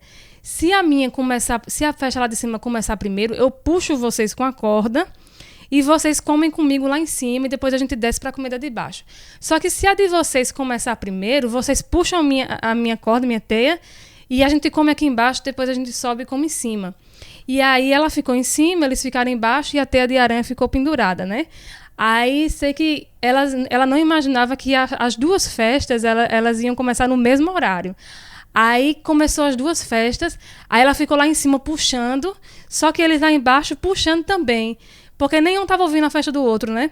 E ela, ai meu Deus do céu, vem, e puxava, e eles lá embaixo, mãe, vem logo, mãe, e puxando para que ela descesse, e ela puxando para que eles subissem. E ficou nessa agonia o tempo todinho, de repente a teia se partiu, e a festa de cima acabou, a festa de baixo acabou, e ela se encontrou com eles. E ela, por que vocês não subiram? Aí ele disse assim, por que a senhora não desceu? Aí eles entenderam que a festa tinha acontecido no mesmo horário, né? E a reflexão dessa parábola era a seguinte, enquanto você tenta comer dos 2 banquetes, você não participa de nenhum.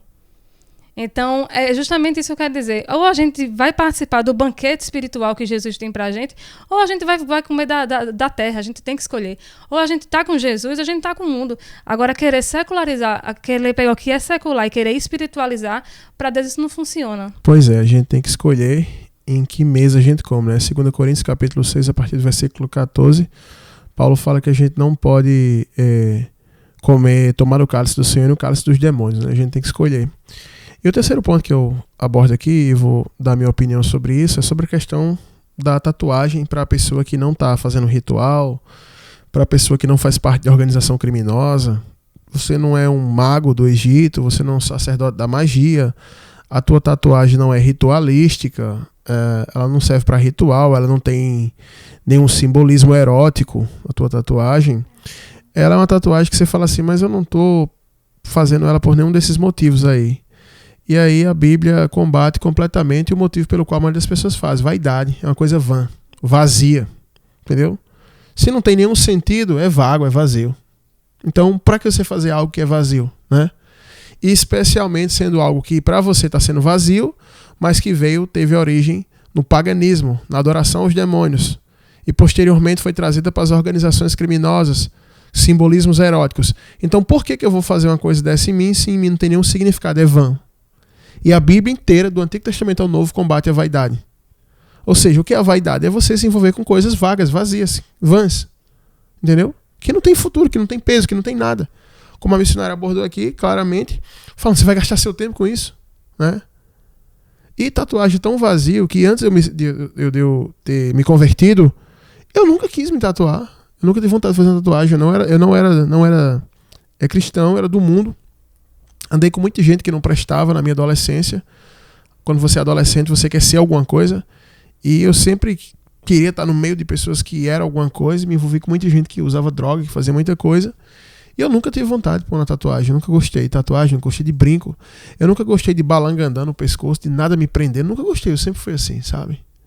E depois que você se converte, você começa a ver a identidade, a origem dessas coisas, dos amuletos, das pulseiras, dos cordões, das tatuagens, de tudo, dos brincos. Os brincos eram usados por escravos, por magos. Você tinha que se marcar, colocar uma coisa. E hoje, como cristão, eu vejo assim, ainda que eu fosse fazer qualquer coisa sem um significado, eu pensaria, para que eu vou fazer uma coisa que tem uma raiz pagã, mas eu estou fazendo sem significado? É uma vaidade. Então, você fica em dúvida, ficou atraído, talvez pela vaidade e também porque todo mundo da igreja praticamente está fazendo, né? Quando eu conheci a missionária Dálita, ela queria usar tatuagem, alargador, piercing e tal. E eu comecei a namorar com ela, eu fiz, então agora você pode desistir de fazer, porque você continua namorando comigo pra gente ser casal, então você faz essa porcaria aí. E ela preferiu a mim, que eu era melhor do que várias tatuagens, né? E também pelo Senhor, né? E também por mim, ela tá rindo ali. Então era melhor do que tatuagem, né? Era melhor eu tatuagem, ela escolheu a mim. Então eu penso, você tá atraído porque vê todo mundo da sua igreja fazendo, talvez tenha uma menina aí no meio que você goste dela, e ela tá fazendo também, e você pensa, eu vou fazer. Por que você não pensa, eu vou fazer o contrário? Pra ela ver a diferença em mim, né? Eu acho que todo cristão tem que ter posicionamento. Por exemplo, se eu fosse fazer como a maioria dos pastores, eu pintaria o templo da igreja de preto, eu faria um bocado de coisa desse tipo aí pra atrair gente, eu não ligo pra nada disso. Eu já plantei mais de 6 igrejas em localidades diferentes, e eu nunca fiz o que as pessoas queriam, nem o que os pastores estavam fazendo. Eu sempre me ative a pregar, expulsar demônio, orar, ensinar, discipular e batizar as pessoas. Nunca inventei nada fora disso. Para mim, o evangelho sempre me satisfez. E a mesma coisa nesse canal. Não invento nada. Hoje eu vejo canais aí de pastores que se passam o papel ridículo de parecer blogueiras, fazendo caras e bocas na thumb do vídeo, fica fazendo na capa do vídeo assim, aquela cara. Você não sabe o que aconteceu. Anitta fez uma tatuagem. Pastores falando disso. Eu nem sei o que a Anitta faz da vida. Eu nem conheço a maioria das pessoas que o pessoal diz que é famosa, porque eu tenho a minha vida, eu tenho o meu universo. Entendeu? Eu tenho o meu universo de amigos, de igreja, de trabalho. E eu tenho uma identidade, então eu não me relaciono com essas pessoas. Então eu não sei o que os famosos fazem. Mas eu vejo vários pastores se passar pelo papel de blogueira, de ficar falando, veja o que aconteceu com fulano, debatendo vida de famoso e fazendo caras e bocas no vídeo. O que eu acho mais ridículo são as caras e bocas, assim, bota a mão no rosto e faz carinha de assustado. Isso pra mim não é coisa de homem que tem testosterona, entendeu? Isso pra mim não é coisa de homem, de macho que Deus criou, entendeu? Sem preconceito nenhum, sabe? Eu acho que cada um escolhe o que quer ser, mas se a gente escolhe ser cristão, a gente tem que ter uma identidade de cristão, entendeu? Tem que ter uma identidade de cristão. E eu acho que se você seguir o que o pessoal está falando, você está só fazendo uma coisa vã que talvez amanhã você se arrependa, né? Eu falo até por um jovem lá da igreja que ele se tatuou todo mesmo, só que não na igreja, ele se tatuou quando estava no mundo. O primeiro momento que ele congregou lá na igreja, ele não tinha nenhuma tatuagem, não tinha nenhuma e tal. Quando ele se desviou, ele se tatuou todo, se encheu de tatuagem. E ele falou que estava arrependido, que estava falando com um cara que fazia sessões para retirar as tatuagens dele. E aí ele fez tanta tatuagem que ele tatuou até o rosto e a cabeça dele, né? E ele depois falou, ele fez, pastor, na real, sabe por que a pessoa faz isso? Só vaidade, eu queria aparecer, eu queria ser visto. Eu sempre tive uma coisa assim, um complexo de inferioridade, baixa autoestima, e eu pensava assim, depois que eu me tatuar todinho, igual esses caras aí, as meninas vão olhar pra mim. Ele fez, eu fiz a tatuagem por isso, e realmente, quando eu chegava, eu percebia que tinha mulheres olhando e tal, e tudo, entendeu? Mas hoje eu me arrependo, né? Eu não sei se hoje, né, ele talvez congregue outra igreja, saiu lá da igreja, mas eu não sei se hoje ele tem a mesma opinião, mas ele chegou e falou, talvez os irmãos lá e falou, na real é só por vaidade mesmo que a gente faz, pra querer aparecer. Ele fez, por que ninguém faz uma tatuagem no calcanhar, na sola do pé, onde ninguém vai ver? Você tem que botar uma tatuagem onde alguém vai ver. Geralmente você faz tatuagem, aí se for no braço começa a usar a camisa sem manga, se for nas costas tira a camisa pra mostrar pras pessoas. É só uma forma que você quer aparecer pras pessoas. E ele falou, e quando a gente é cristão, a gente não tem identidade, então a gente é assim. Mas quando a gente tem identidade, o que é que importa o que as pessoas pensam de nós? Entendeu? Então eu falo isso pra você, se você é um jovem, você quer ser um homem de Deus mesmo, o seu desejo, eu vou te dar o meu exemplo. Eu nunca fiz o corte de cabelo da moda, eu nunca fiz o que as pessoas fazem. Nunca me importei com o que as pessoas estão fazendo, eu não corto o cabelo da moda. Já raspei a cabeça quando ninguém raspava, já deixei o cabelo grande quando ninguém deixava, entendeu? Sempre usei barba, nunca liguei se alguém tira ou se não tira. Nunca me importei com coisas externas, com o que as pessoas pensam de mim. Eu acho que a única opinião estética que me importa é da minha esposa. Se ela falar que uma coisa não tá boa, eu vou tentar mudar para agradar ela. Entendeu? Agora você tentar fazer uma coisa que não sai mais da sua pele, que vai ficar na sua pele, que você vai derramar seu sangue, que tem origem no paganismo, que dói, que tem origem no paganismo, que é usado até hoje por organizações criminosas, veio para o Ocidente com essa coisa, que tem, em muitos casos, foi levado para essa conotação sexual e tal, tudo mais. Para que você vai fazer uma coisa dessa que não sai mais da sua pele porque todo mundo está fazendo? Porque as pessoas se importam, o que é que as pessoas vão pensar? E para piorar, dentro do ambiente de igreja. O conselho que eu te daria, se você quiser receber o meu conselho, sai dessa igreja, isso não é igreja. Isso não é igreja. Jesus disse lá, quando ele expulsa os mercadores do templo, ele vai citar o Antigo Testamento e diz: a minha casa será chamada casa de oração. E se vocês estão me ouvindo aqui, forem honestos comigo e sinceros, o que mais falta nas igrejas é oração. Deus diz: a minha casa será chamada casa de oração. Jesus fala isso. Mas se você for observar, o que menos tem nas igrejas é oração. Qual foi a última vez que você orou 40 minutos de joelho? Nem mais as pessoas se ajoelham para orar. Quando alguém vai orar, diz que ora deitado, ora dirigindo o carro, ora, tudo bem, você pode orar de qualquer... tem canais de oração, você bota oração para ouvir. Se ajoelhar se não tivesse valor espiritual, o diabo em Mateus 4 não teria dito para Jesus: se prostrado me adorares, te darei tudo isso aqui. Ou seja, o diabo queria que Jesus se prostrasse, porque ele não falou assim: se em pé me adorares, tem que se prostrar. E muitas pessoas hoje nem se prostram mais para adorar, para nada. Então, a casa de oração, um local que se propõe a ser igreja de casa de oração, e reúne um monte de jovem, adolescente, em vez de a gente ajuizar os adolescentes que estão vivendo uma fase de transição, de descobertas, em vez de você ajuizar os adolescentes, você chega lá e propõe uma coisa dessa para os adolescentes. Se eu fosse pai, eu diria: você não vai mais para essa igreja. Se eu fosse pai. E você, como cristão, né, como jovem, o que você deveria fazer era pular fora daí. Isso é na igreja. E cada dia que vai passar vai ficar mais difícil ter igreja. As pessoas falam comigo o seguinte: muita gente da rádio, né, do Brasil todo, eu recebo mensagem. Apesar do nosso canal no YouTube nem ser grande, mas muita gente do Brasil todo fala comigo. Fala: pastor, onde é a sua igreja aqui em São Paulo, pessoal? Onde é a sua igreja aqui? Então as pessoas têm uma ideia de que, porque a gente tem um programa de rádio, que é uma igreja grande. Não, nossa igreja é pequena. É pequena. E está em João Pessoa.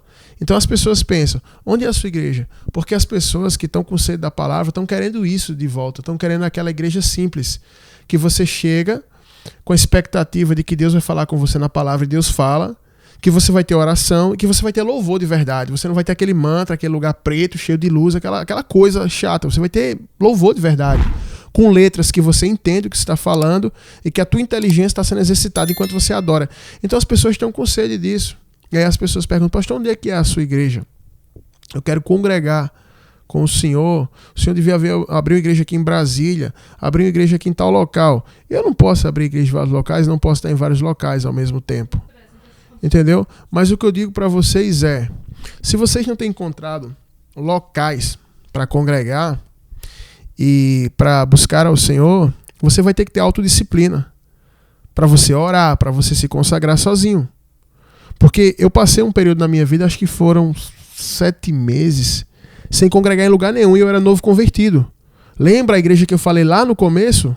Eu saí daquela igreja que eu congreguei lá no começo, passei 9 meses, e fiquei orando a Deus, procurando uma igreja para congregar. E na minha época já era um pouco difícil encontrar uma igreja. E aí fiquei procurando um local para congregar. Só que nesse período que eu fiquei procurando um local para congregar, eu tinha autodisciplina. Eu lia a Bíblia todo dia, estudava a Bíblia. Na verdade eu não lia a Bíblia, eu estudava a Bíblia. Eu orava todo dia, o Salmo 1, a missionária falou aqui: bem-aventurado o homem que não anda segundo o conselho dos ímpios e medita na lei do Senhor dia e de noite. Então, eu orava todo dia, eu lia a Bíblia, eu buscava a Deus, e eu tinha alguns amigos, eu conhecia algumas pessoas que também buscavam a Deus. Então, meu convívio era com crente, com pessoas que buscavam o mesmo objetivo que eu, a salvação, e eu tinha essa autodisciplina. Então, eu passei 7 meses sem congregar a igreja nenhuma e não me desviei. Mas tem pessoas que parece que se não for uma semana para a igreja, na outra semana já está desviado. Então você nunca se converteu. Você tem que ter alguém para carregar você, entendeu? Então a gente precisa compreender isso. E eu vou falar para vocês que cada vez vai ficar mais raro a gente encontrar igreja para congregar, porque as igrejas, né, que têm estrutura para se manter, cada vez mais só pensam em tirar dinheiro das pessoas. Os pastores só querem dinheiro, gente. Você sabe que é o templo dos procedimentos estéticos, é pastor fazendo procedimento estético, pastora. Eu estava falando com um irmão aqui, que tem uma igreja grande aqui na nossa cidade, que ele falou que a pastora lá ganha 90 mil e o pastor ganha mais 120 mil. Ele não trabalha, não faz nada. O pastor só chama pregador de fora para pregar lá. Ele quase não pisa na igreja. Ele vai só no domingo. E a mulher dele é que não faz nada mesmo. Então aquilo funciona como uma grande empresa onde proporciona uma vida de muita riqueza. Em um ano eles ganham mais de milhões. Esse é o salário que eles ganham da igreja. Fora que tudo é da igreja. Carro da igreja, tudo da igreja. Então as pessoas que estão indo para lá não tem mais palavra. Você entra vazio, sai vazio. Por isso que tem que inventar tatuagem. Tem que ter sempre uma coisa nova assim, uma festa, um evento, uma coisa, para ativar o povo, porque o povo vai parando. Aí inventa isso. Não tem Bíblia, não tem nada. Então tatuagem essa semana. São João, teve o São João agora. Muitas igrejas fizeram São João, com dança, com forró e tal. E não sei o que. E o ano todo, se você observar isso. E sempre tirando dinheiro de você que tá ali. Entendeu? Eu tenho certeza que, você não citou aqui, mas eu tenho certeza que esse retiro não foi de graça. Esse retiro que você foi pago. E dentro desse valor, pode ter certeza que já foi embutido o valor do tatuador. Porque o tatuador também não vai trabalhar de graça. Então, aí tem embutido isso. Ou seja, o objetivo dessas igrejas é só tirar dinheiro. Então as pessoas querem congregar, as pessoas querem isso, mas está muito difícil. Vai ficar mais difícil ainda. Vai ficar muito difícil você encontrar o pastor que ele abre mão das 99 ovelhas para pegar a ovelha que está perdida, do pastor que não quer dinheiro da igreja, do pastor que trabalha fora, né? Porque pastorear já é um trabalho muito árduo. Mas alguém chegou para mim e disse: pastor Josué, eu não conheço nenhum pastor igual o senhor que tem um trabalho árduo como esse na obra, que faz de tudo e ainda trabalha fora. Eu não conheço. Eu disse: pois é, e vai ficar mais difícil de você conhecer. Se você quiser conhecer algum, procure logo, porque daqui a pouco não vai ter mais. Porque a igreja virou empresa. Então, é muito difícil congregar, você tem que procurar um local para congregar. O meu conselho: sai desse local, isso não é igreja, isso não é uma casa de oração. Todo local que não tiver envolvido com oração, com Bíblia, com estudo, com a piedade dos crentes, né? Com a misericórdia, com o amor, com o auxílio do órfão da viúva, isso não é igreja. Isso não é igreja, pode sair desses locais. E são clubes de movimentos evangélicos, né? Tem o movimento Church, Igrejona Preta, Jovenzão Descolado, pá, é Congresso Fire, é tudo nome em inglês, Congresso Fire, Sky, blá, blá, blá, blá, blá, blá, blá. Esse movimento, ele é um movimento que tem uma linguagem própria, tem uma identidade própria, só não tem nada a ver com o cristianismo. Aí tem um movimento mais puxado ao reteté, o repleplé, o fogo, isso, e tem vários movimentos, mas você, quando observa, a vida das pessoas não são transformadas. É por isso que tem tanto escândalo, tanta coisa terrível, né? Então esse é o conselho que eu deixo aqui para você, para os ouvintes, né? Me perdoe se eu não falei o que vocês gostariam de ouvir, né? Mas eu não estou aqui para pedir audiência para ninguém. Eu não preciso de audiência de canal do YouTube, eu não preciso de nada, eu preciso de Jesus. Então não estou aqui também para pedir oferta a ninguém. Oferta quem quer para manter o programa no ar. Escuta quem quer na rádio e assiste quem quer lá, ouve quem quer no YouTube, entendeu? E o meu compromisso aqui é com Deus. É falar a verdade, e todos os ouvintes que são ofertantes, graças a Deus, eles dizem: pastor, fale mais a verdade. Fale mais a verdade. Então meu compromisso é em transmitir a verdade. Meu compromisso é falar a verdade. E tá aí, falei no primeiro ponto da origem da tatuagem, falei como a tatuagem chegou no ocidente, quem são as pessoas que se tatuaram, e falei no terceiro ponto que é uma vaidade você se tatuar por motivo nenhum, né? E falei do cenário de igreja. Então vocês procurem o que é melhor para vocês. Eu não vou tomar decisão por ninguém, nem digo faça isso ou faça aquilo. Eu só estou colocando aqui fatos históricos, fatos bíblicos, né? Doutrina bíblica, e falei minha opinião, mas cada um no final vai tomar a decisão que você quer, né? Se eu fosse falar coisas mais profundas de tatuagem que eu já vi em área de libertação, expulsando demônio, aí vocês iam ficar mais chocados, mas eu não vou falar porque minha intenção não é criar polêmica aqui, minha intenção aqui é doutrinar através da palavra, tá bom? Então tá aí, essa foi a resposta do quadro Socorro Vem do Alto. Eu quero agradecer a missionária que participou aqui conosco, muito bem, é sempre bem-vinda a missionária para colaborar. Nem sempre ela pode, né? Porque a missionária tem muitas tarefas. ela cuida de muitas coisas, cuida de mim, cuida dos filhos, cuida da casa, né? Cuida dos cachorros da gente. Então, sempre que ela pode, ela está aqui compartilhando aquilo que Deus tem dado a ela, né? Então, Deus abençoe tremendamente a vida dela e conceda o desejo do coração dela. E quero agradecer a você que é ofertante, né? Nada disso seria possível se você não estivesse ofertando, mantendo esse programa no ar. Deus te abençoe tremendamente. Pastor, eu cheguei agora. Que programa é esse? Eu não sei o que está acontecendo. Esse aqui é o programa Última Chamada, exibido aqui na 100.5 toda quinta-feira, a partir das 22 horas. Estamos aqui na 100.5 há quase 7 anos, né? E você pode nos acompanhar no YouTube também. Você pode se inscrever no canal da gente, que é o RBT Plus, R de rato, B de bola e T de tatu, RBT Plus. Procure aí, acha a primeira opção, você se inscreve, a programação está sendo gravada e você vai poder pegar todo esse maravilhoso ensino e compartilhar com várias pessoas que você acha que deve compartilhar, tá bom? Pode comentar, contar a tua experiência, tá certo?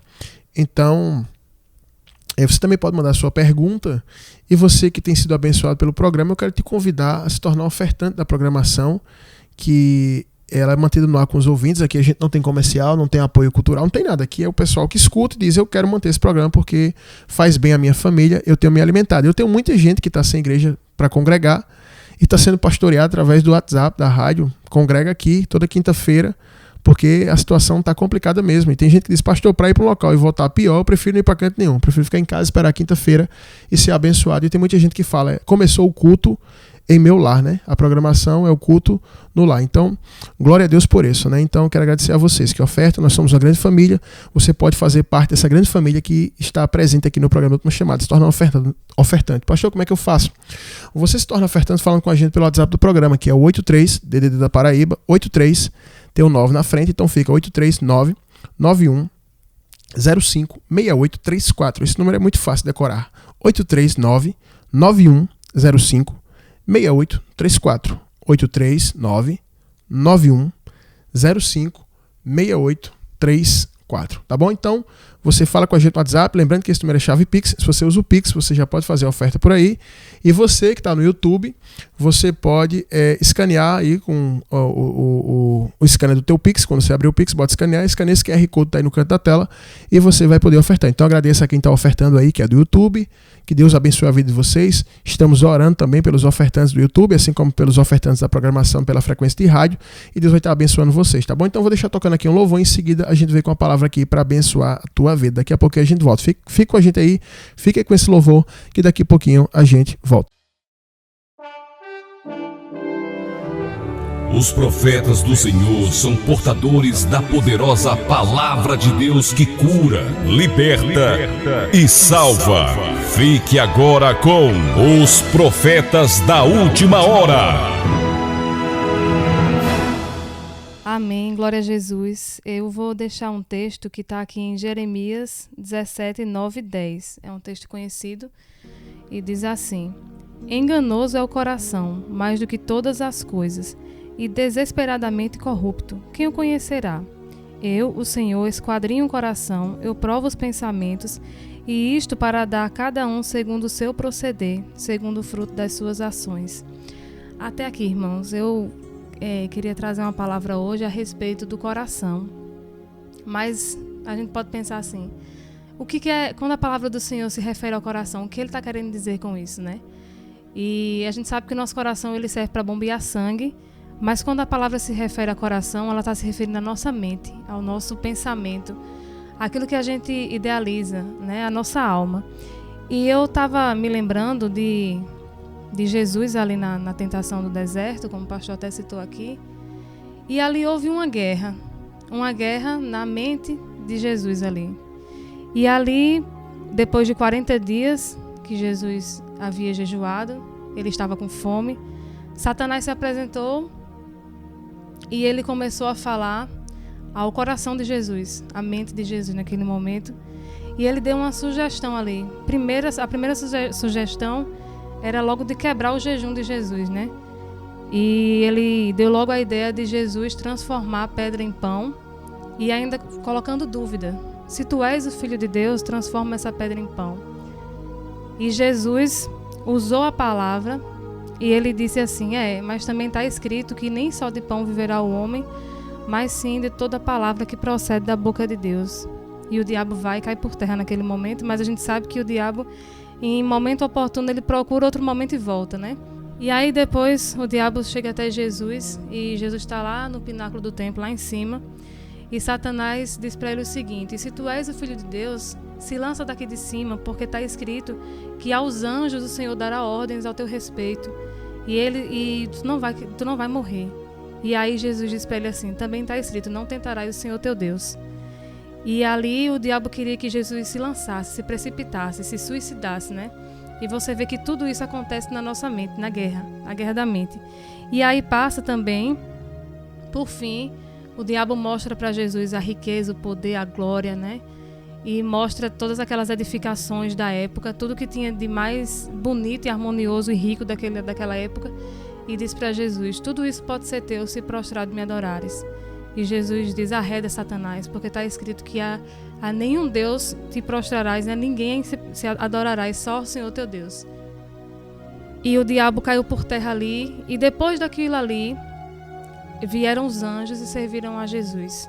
E aqui nessa palavra diz o seguinte, que quando Jesus ele prova o coração de cada um, e ele vê o proceder de cada um, ele vai dar segundo o fruto das ações. E qual foi o fruto da ação de Jesus naquele momento? O fruto da ação dele foi resistir ao diabo. E quando ele resistiu, aí Deus deu a ele o pão que foi enviado pelos anjos. E eu quero trazer para a gente, se o diabo ele tentou o próprio Jesus, o Filho de Deus, se ele tentou o Santo, o Cristo, quanto mais a gente. E todas as vezes o diabo ele tem nos tentado, dia e noite e dia. Mas eu quero dizer uma coisa para vocês: enganoso é o coração do homem. Quantas vezes a gente está na fé, na caminhada, e o diabo coloca no coração de um e de outro raiva, ódio por alguém que quer fazer o bem a gente. Raiva e ódio por um pastor. Raiva e ódio por uma irmã de oração. Raiva, rancor, ódio por alguém que está querendo lhe trazer a libertação. E faz você querer amar, faz você querer ficar fascinado por alguém do passado, por alguém que Deus já lhe disse que não servia. E eu estava conversando com uma irmã que ela passou por uma situação esse ano muito difícil, e que quando ela passava por aquela situação difícil, a mente dela vivia numa eterna guerra. E a guerra da mente dela era justamente essa. Era dela querer estar perto de gente mundana, era querer estar vivendo o seu passado e desprezando as pessoas de Deus. E desprezando quem tinha alguma coisa do Senhor para oferecer a ela. E desprezando as profecias. E a palavra diz que a gente não pode nem desprezar as profecias e nem os profetas. E ela estava fazendo isso. E eu fico pensando assim, todos os dias o diabo vem tentar a gente. E essa guerra tem acontecido na nossa mente. É uma guerra que, se a gente não perceber, a gente cai. Porque a palavra do Senhor diz que é enganoso o coração. O diabo vai falar justamente aquilo que a gente quer ouvir. Assim como esse irmão do Socorro Vem do Alto, ele ficou enganado naquele momento, porque não apareceu um tatuador para tatuar um satanás no corpo dele. Não apareceu alguém vestido com chifre. Não, apareceu algo legal, mas aquilo era enganoso. E a Bíblia diz que o coração do homem é desesperadamente corrupto. Quem o conhecerá, a não ser Deus? E é por isso que muitas vezes a gente não consegue se concentrar num culto, a gente não consegue se concentrar na oração, porque a nossa mente ela está corrompida, porque o nosso coração ele está corrompido, porque a gente está tão envolvido com o nosso coração, com a nossa carne, que a gente não quer nada espiritual. Eu me lembro que teve uma vez que eu passei por uma situação na minha vida e teve um irmão que ele chegou para mim e disse assim: olha, o coração é enganoso, cuidado com o seu coração. E naquele momento eu não quis aceitar aquilo ali. E ele, cuidado, porque o coração é enganoso. Só que depois eu fui meditar e eu fiz, meu Deus, realmente, o coração é enganoso. E a gente tem que ter cuidado com isso.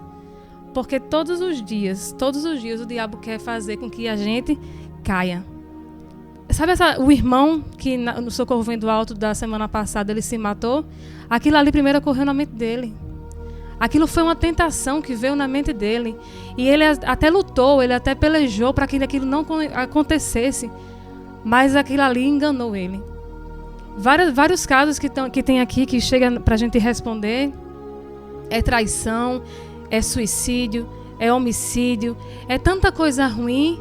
Teve até um caso aqui de uma irmã que veio aqui no Socorro Vem do Alto, já faz um tempo, que a prima dela foi morar na casa dela e a prima dela começou a ser frutífera na igreja, conjuntamente com a mãe, e elas ficaram sendo frutíferas na igreja, na obra, e veio inveja no coração dela. De onde é que parte a inveja se não é do coração humano? De onde é que parte a ira, a perseguição? De onde é que parte tudo isso, a lascívia, o rancor, o ódio? E tudo isso aí parte do nosso coração corrompido. E aí eu lhe pergunto, como foi que Jesus venceu isso? Como era que Jesus ia vencer? Como era que Jesus ia vencer a tentação do deserto com Satanás se ele não conhecesse a palavra? Então, às vezes, a gente é dominado por esses pensamentos, às vezes a gente cai, muitas vezes alguns até se matam, porque eles não estão revestidos pela palavra. Porque a única coisa que pode combater o coração humano, a carnalidade humana, é a palavra. O que em um momento, quando eu falei para os irmãos, trouxe-me a sensatez, foi a palavra. Não foi alguém que tentou me trazer por um pensamento, outro pensamento humano. Ah, vá para um psicólogo, vá para alguém fazer uma terapia. Não, foi a palavra que me trouxe para o centro da vontade de Deus novamente, né?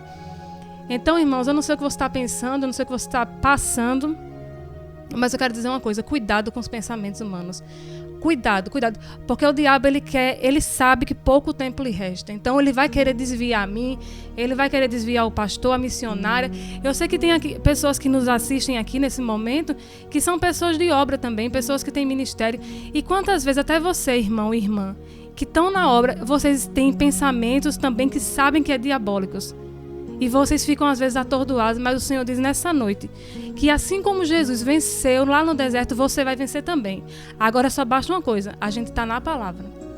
Porque se a gente não tiver essa lembrança da palavra, aí é o que eu disse lá no Socorro Vindo Alto. De que adiantaria Jesus ter palavra na tatuagem aqui no braço dele, se no momento ali ele não tivesse para repreender Satanás? Porque precisa estar na tábua do coração. Então, irmãos, a palavra que eu quero deixar aqui é rápida, é sucinta, mas tem um endereço certo. O coração da gente é corrupto. No coração da gente, não, tem muita gente que diz assim: escute o coração. Eu digo assim: escute não, irmão. Não escute o seu coração, porque o seu coração vai levar para o precipício, vai levar para desavença, vai levar para briga, para prostituição, para morte, para drogas, para fazer coisas desnecessárias, para suscitar contenda entre um e outro. E o Senhor lhe chama agora para a simplicidade, para a pureza. E a gente só é possível com isso, com a palavra. Eu já vi tantas pessoas, irmãos, tantas pessoas que tinham um ministério. Tinha um irmão ali na igreja que tinha uma coisa mais linda. Deus estava restaurando a vida dele. Deus estava restaurando tudo na vida dele. Ele estava prosperando. Ele tinha prosperado. Estava com a filha, estava com tudo. E aí ele foi sendo enganado pelo próprio coração dele. O diabo deu uma rasteira e ele caiu. Várias irmãs aqui na igreja já passaram e quando elas estavam se aprofundando ali, que Jesus estava fazendo obra na vida delas, aparecia um enviado do diabo para querer namorar com elas, e a gente dizia: irmã, vigia, irmã, cuidado, o coração é corrupto, é enganoso. E elas ficavam com raiva da gente, saía da igreja por causa desse enviado de Satanás. Quando saía da igreja, ele era o primeiro a deixar ela, mas aí a vergonha de voltar para a igreja era maior, ela não voltava. Quantas vezes os homens acontecia isso também? Eles estavam aqui na igreja, eu via, juntamente com o pastor, entrava dentro de ônibus para pregar, entrava dentro de presídio. Era aquela coisa linda, aquela intrepidez, aquela autoridade. Aí, de repente, vem um coração enganoso, vem uma mulher enviada de Satanás, vem uma proposta de algo fraudulento. E a gente diz: não, irmão, não vá por aí não, o caminho não é esse. Aí o irmão vai: não, também não é tão assim não. É mais ou menos aquela coisa. E aí fica com raiva do pastor, fica com raiva dos irmãos, começa a esconder, começa a querer dormir nos cultos, começa a querer se esconder, começa a querer falar no telefone. Quando o irmão chega, ele esconde o telefone. Aí quando o pastor está tudo bem, ele já começa a ficar com raiva porque o pastor está perguntando se está tudo bem. Aí quando se afasta, aí o lobo pega. Porque enquanto a ovelha está aqui, enquanto a ovelha está no aprisco, o pastor está aqui junto. O pastor está vendo, não tem um lobo que chegue. Porque o pastor tem autoridade, o pastor tem um cajado. Agora se afasta. Sai um pouquinho da nuvem, sai um pouquinho da coluna de fogo, que aí quando tu sair da nuvem, aí o sol vai torrar. Quando sair da coluna de fogo, o frio vai matar. E quando sair do aprisco, não tem pastor para lhe ajudar. Não tem. E aí quando tá lá longe, aí fica, não tem ninguém aqui que venha. Mas se você reparar, foi você que se apartou. Você se excluiu. Porque o orgulhoso se exclui. Então se você hoje está caído, não fique pensando assim, eu caí porque o pastor, eu caí porque a irmã. Não volte. Quem saiu foi você. Quem caiu foi você. Então o Senhor está dizendo assim, volte. Porque a gente cai por causa do coração da gente, que é enganoso. Depois que um engano, depois que a teia de aranha é feita, depois que a gente cai, aí o diabo agora vai lhe acusar e vai dizer, oi, tu não era crente? Oi, tu não era tu que pregava, que dizia isso, que dizia aquilo, olha onde tu tá? E aí o orgulho é tão grande que a gente não quer voltar, né? Porque a gente diz assim, meu Deus, mas eu tinha uma posição, eu era isso, eu vou chegar diante da igreja e vou dizer que eu errei? Eu vou chegar diante das pessoas e vou dizer que eu caí? E aí prefere ficar distante, mas cada vez que a gente fica distante, a gente cai mais ainda. E o precipício é como diz, um abismo vai chamando o outro. Por isso que eu digo, irmãos, o coração é corrupto, é enganoso. E a gente tem que ter muito cuidado com esse coração, tem que crucificar esse coração. Porque a gente já conheceu muitas histórias, também tem a minha história de vida, a história dos irmãos, e se você parar para pensar, quantas besteiras você já fez por causa do seu coração? Teve uma moça que apareceu aqui na igreja, que ela veio de uma família muito complicada, e aí ela saiu de perto dessa família e foi viver a obra, uma família completamente desviada, um povo até do crime também. E aí ela disse que começou a desejar estar lá, na família.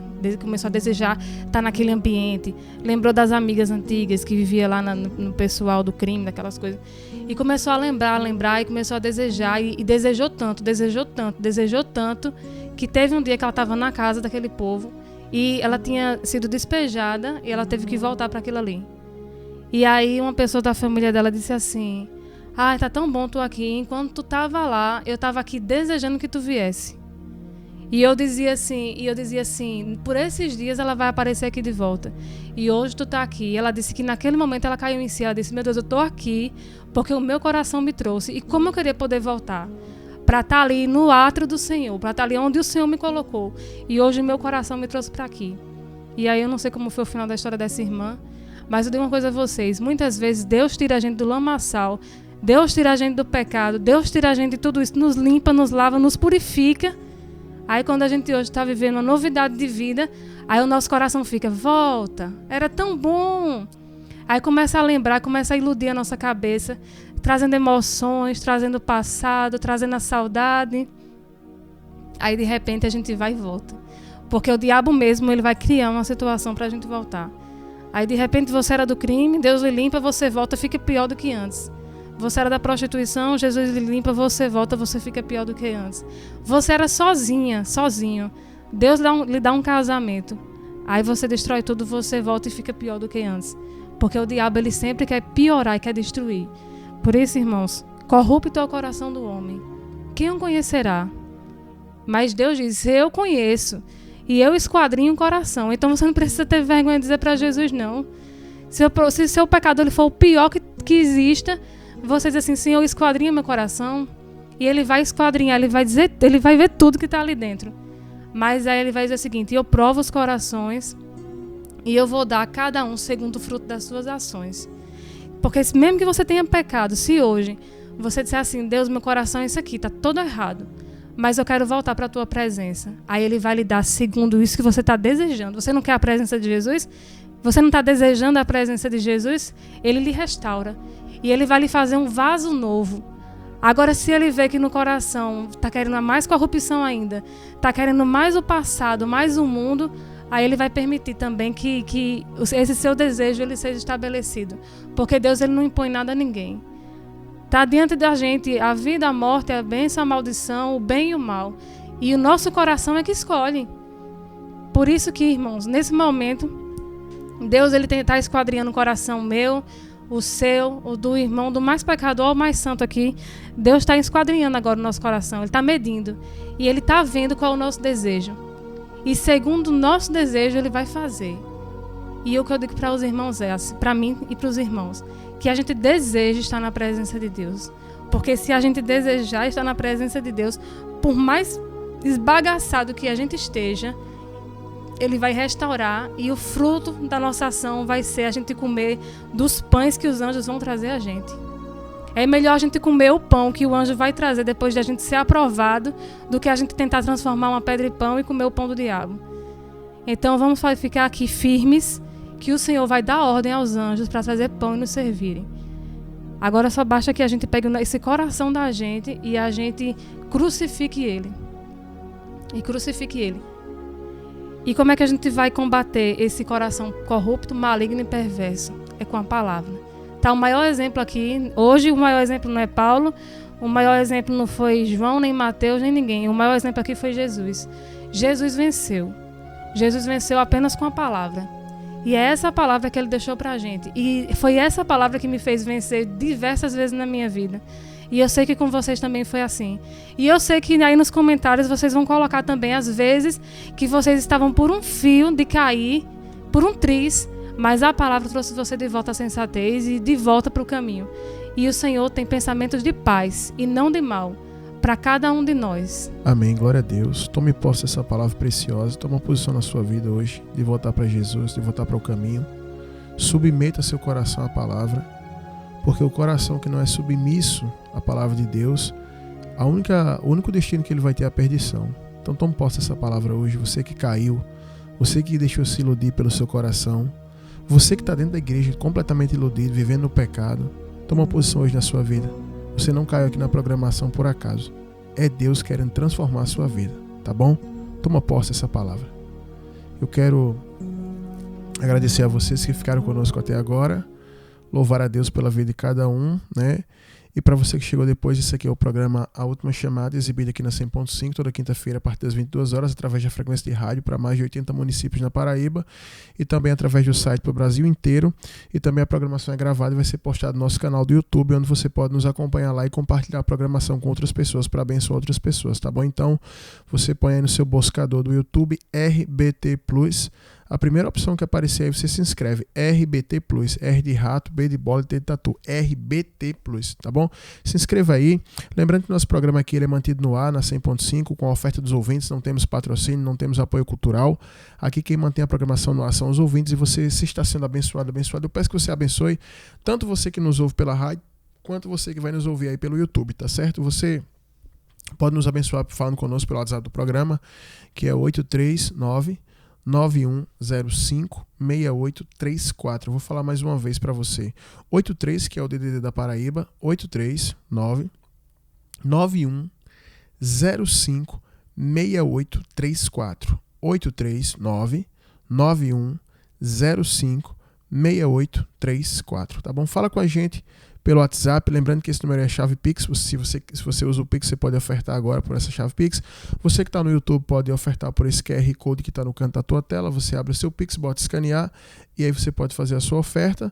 E você que mora em João Pessoa, na região metropolitana, que não pode fazer a oferta, não pode ir no banco, não usa o Pix, você pode falar com a gente que o nosso motoboy vai pegar a oferta na tua residência, tá bom? Da forma que você achar mais cômodo para você. De maneira nenhuma você vai ficar de fora dessa bênção e vai fazer parte dessa grande família que é o programa Última Chamada aqui na 100.5, tá bom? Pessoal, no mais é isso aí. Espero que Deus tenha abençoado tremendamente a vida de vocês. Quinta-feira que vem, assim Deus nos permitir, estaremos aqui de volta, tá bom? Um grande abraço, fique com Deus, fui.